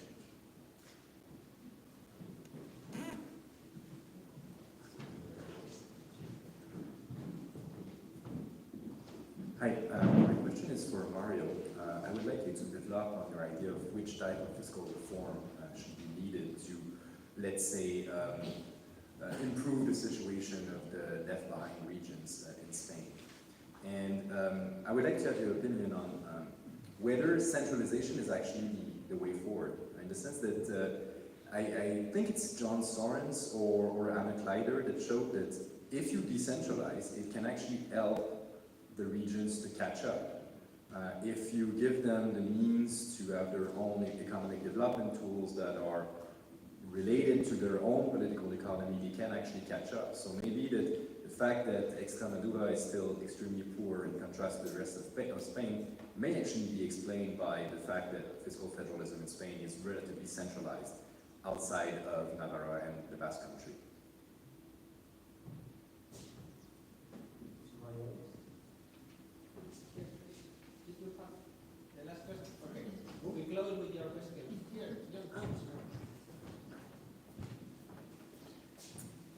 I'd like to echo the question in the back from a political science perspective. So I feel like we're all asking the same question. So this is for all the panelists. I feel like we're all asking the same question, which is generally, was the pandemic a critical juncture for fiscal arrangements and fiscal federalism in each country we're analyzing? In this panel, it said in the US, no, Germany, no, Brazil, maybe, Spain, no. And so echoing the question in the back, it would seem to me that the starting point, the degree of decentralization versus centralization, is irrelevant because in all the cases it's different. And the outcome in terms of the effectiveness of the response also seems to be irrelevant because Brazil and in the US and Spain, it was quite negative in terms of intergovernmental cooperation outcome compared to Germany and other cases. So that would seem to me that we're simply saying that in our cases that fiscal federalism is path dependent. So I was wondering if each panel could comment on that for their case.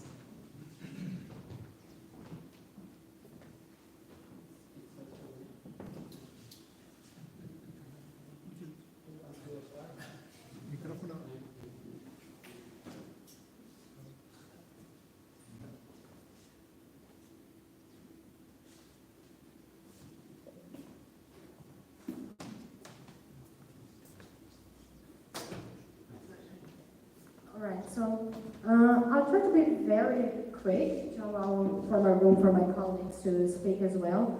So in terms of the level of taxation at the subnational level in Brazil, they are not necessarily low, but simplification or unification, they have been generally been regarded as the best response for a couple of reasons. First of all, to avoid tax evasion, which is a major problem in Brazil. So many analyses will say that, okay, we have many inefficiencies in terms of tax collection and administration because the system is so incredibly complex that companies simply don't want to spend that amount of time and money to fulfill their tax obligations. So Brazil is top one, in that ranking by the IMF and the World Bank in terms of how many hours, a company has to spend to fulfill its tax obligations. Brazil, it's top one for the past couple of years. So the first reason is that this is a way to avoid tax evasion. And relatedly, this is a way to increase efficiency or to prevent efficiency losses that are attributed to the complexity of the Brazilian tax system. And finally, it is a very costly system to maintain in terms of tax administration. So that's why simplification and unification, they have been the preferred approach, especially by the federal government, by subnational governments, not so much because they are mainly concerned with the potential revenue losses that they would expect and that they would be exposed to as a result of that approach. And now I'll get to the question referring to, well, was the pandemic a great conjuncture and relatedly is fiscal federalism path dependent? In the case of Brazil, the answer to the first question is, well, let's wait and see, because as I said, with the elections, the general elections right now, getting back to fiscal federalism matters is not really a priority at the moment. But what the pandemic has shown, and I think that in the presentation about Nigeria, we heard something similar, is how centralized Brazilian federalism tends to be. And again, in another moment of crisis, the responses have been mainly in terms of tightening control over subnational finances and putting forward those centralizing measures. And right now, and this is also the result of the current political climate, but what we see is also a rise in terms of federal and subnational conflicts, political conflicts. So it was clear during the pandemic, so for example, in terms of vaccine purchase, the governments adopted a very something that is entirely new in the Brazilian experience. They formed a front to bypass the federal government and get the vaccines by themselves because they were in disagreement with the federal government's approach. So this is an instance of cooperation, but mainly at the subnational level. When we look at federal and subnational relations in Brazil, what we see is that we are experiencing really a rise in terms of conflicts, especially political conflicts. And in terms of regarding fiscal federalism as path dependent, and then here the answer for the Brazilian case would be more tending to say that it is a yes, mainly when we think about the legacy of the context before the 1988 federal constitution. It is still among us. It still shapes the way the federal government and subnational governments relate to each other. So, for example, there is a very important mechanism for consensus building in relation to tax policy, and it is dated from before the 1988 federal constitution. But again, other more centralizing mechanisms, they are also dated from before the federal constitution, and despite the 1988 federal constitution's mandate to really put forward a more cooperative approach to intergovernmental relations and federalism in the country, what we see is that still many forces in terms of centralization and conflicts persist. So past arrangements and legacies, they are very important in shaping the current and I would say even the future dynamics of Brazilian fiscal federalism and intergovernmental relations.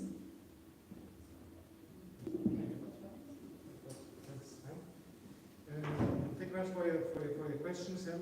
I'll say, in the case of Spain, it's not really a question of centralization or decentralization. Just it's more about the updating of the existing system. So the last reform of the system was approved in 2009, and with data which were collected before the economic and financial crisis started. However, in this agreement, there was already the idea to reform the model in 2014, but no reform could be agreed. So we are still with the model of 2009, which is based on data from 2007, which were actually quite different, which we were in quite different situation in Spain. And for this reason, there have been quite a lot of reports which recommended, of course, the reform. And the thing is that the financial needs changed in the different autonomous communities because of demographic issues, because of immigration. It's no longer such an important issue than it was in 2007, and quite other issues. Maybe also the issue of climate change and different effectiveness of the Spanish regions in this climate change. Maybe in the future, a calculator or a variable which could be included in order to calculate the financial needs. But it's quite obvious that the financial needs in autonomous communities like Madrid are quite different than in autonomous communities like Aragon, which were very sparsely populated, and of course where the costs in health per habitant or education per habitant is quite different. And in this regard, I think this is the most important issue according to which the current equalization model should be analyzed. However, there's also, let's say, a side effect from a growing fiscal autonomy of the different autonomous communities. So we can just these days see a race to the bottom in income tax or quite other taxes. But still we have the need to finance the public welfare policies. So there cannot be on the one hand autonomous communities growing, reducing the income tax or other taxes, but at the same time, if you look at the general picture, asking for European money to finance other public spending policies. So finally, this is what I mean with solidarity, territorial solidarity. And in this regard, there have been several proposals which include, let's say, some room of maneuver which would be the same for all autonomous communities, and above or below this room of maneuver which would be the same for autonomous communities. These autonomous communities could be decrease or increase taxes. So I know in Catalonia, I think the income tax is 800 euros more than in Madrid per year, which is actually quite relevant. And I think this is a factor which is a side effect which comes in the political competition, which is quite relevant to take into account the model. But so far, since 2014, there was no possibility to get an agreement, a new agreement on the fiscal model which could finance the Spanish state of autonomies. But, and as what I said with regard to the future, of course, in order to improve the resilience of territorial financial models, it should be always included in these models some the possibilities to revisit this model, to include, as I said, maybe a factor related to the effectiveness of one territorium regarding the climate change. Since Spain had quite a lot of coasts, and the coast autonomous communities are more affected than maybe other autonomous communities, or the autonomous communities in the center of Spain are more affected by growing temperatures and by the reduced level of rain in this sense. I will not say nothing about the effect of the charter regime in the Spanish-wide discussion. Maybe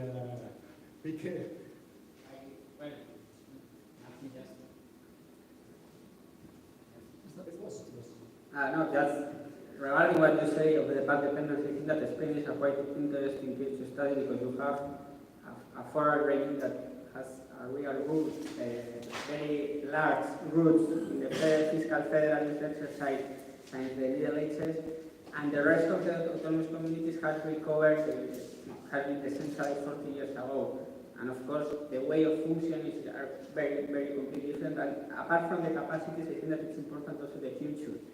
The federal culture it's not created in 40 years. There are autonomous communities in Spain that are taking very seriously the change, the transformation of Spain, but I think that some autonomous communities are far away from a real, for working or functioning as real federal. I think that they were also have some similarities with the Australian case that you explained, that some autonomous communities understand that the financial things are problems of the central government. It's not a problem. I'm not going to start with the Basque case because it's completely different, but here it's completely independent from the other system and they can't take debt from the Spanish central government, and it's completely different the way of working. And I think that it's interesting because of that to compare the dependency in one regime and the other.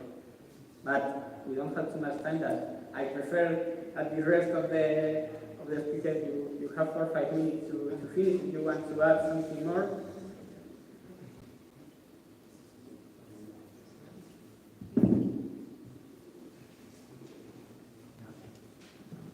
Thank you for the questions.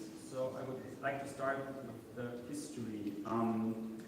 Yes, we were operating with an existing fiscal framework, which was kind of static, but it has proven to be very flexible. We were putting another article into our basic law, for example, so 143H of the basic law, which is now no longer in force, for organizing the trade tax compensation, which was born then equally between the Länder and the Bund. And this was some case of really rapid help to the municipalities, which we haven't seen before.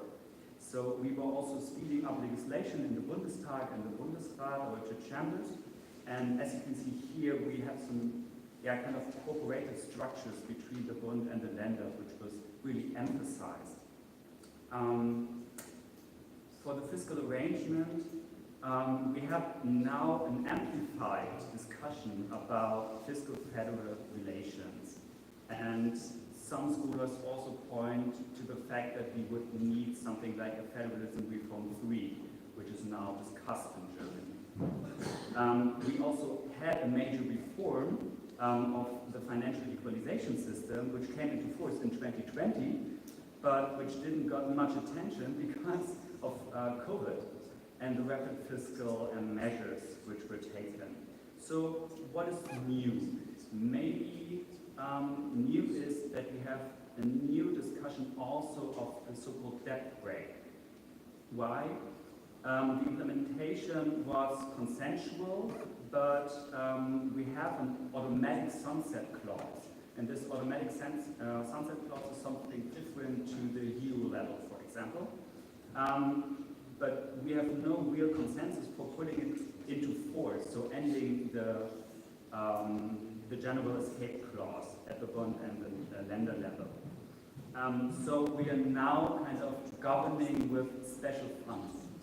So for example, we were using COVID money in Germany, around 60 billion euros, and put it into a climate and transformation fund, or special fund, for fighting climate change.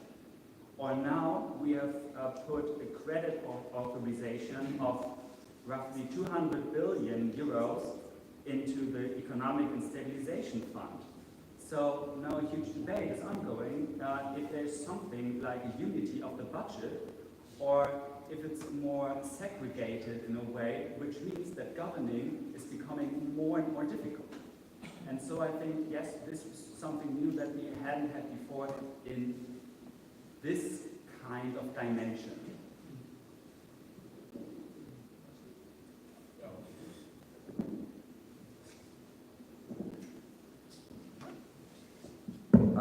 All three kind of questions go together about polarization and the vicious cycle and change and the scale and path dependency. I would say that, I guess we are in a path-dependent situation because of the fact that we don't necessarily have a path. And, it's just kind of, we're just dealing with the way that we deal with every one of these crises in the status quo. We just kind of repackage the same thing. But I think, what really is causing the problem is that Congress and the presidency are the political parties are so split in the United States, and elections are so critical that any given election can decide control of either House of Congress or the presidency. And what that means is both parties are willing to obstruct the other and basically stop anything the other party wants to do. So the idea of bipartisanship to do what may be good for the nation is Trump-like polarization. And I think that gets back to Eva Maria's question about being a vicious cycle. I never thought I'd say this, but I think we might be better off if our politicians were less ideological and more rent-seeking.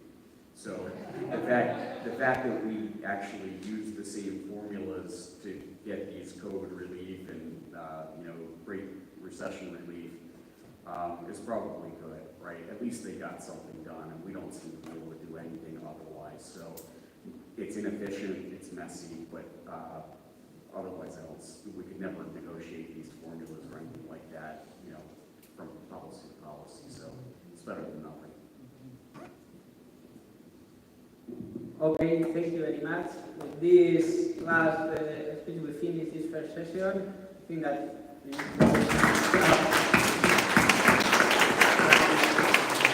one second before starting, please, just two logistic things. If someone hasn't registered, doesn't register, please register with Xavier, just to maintain a control of the people that it's coming and to have a good control.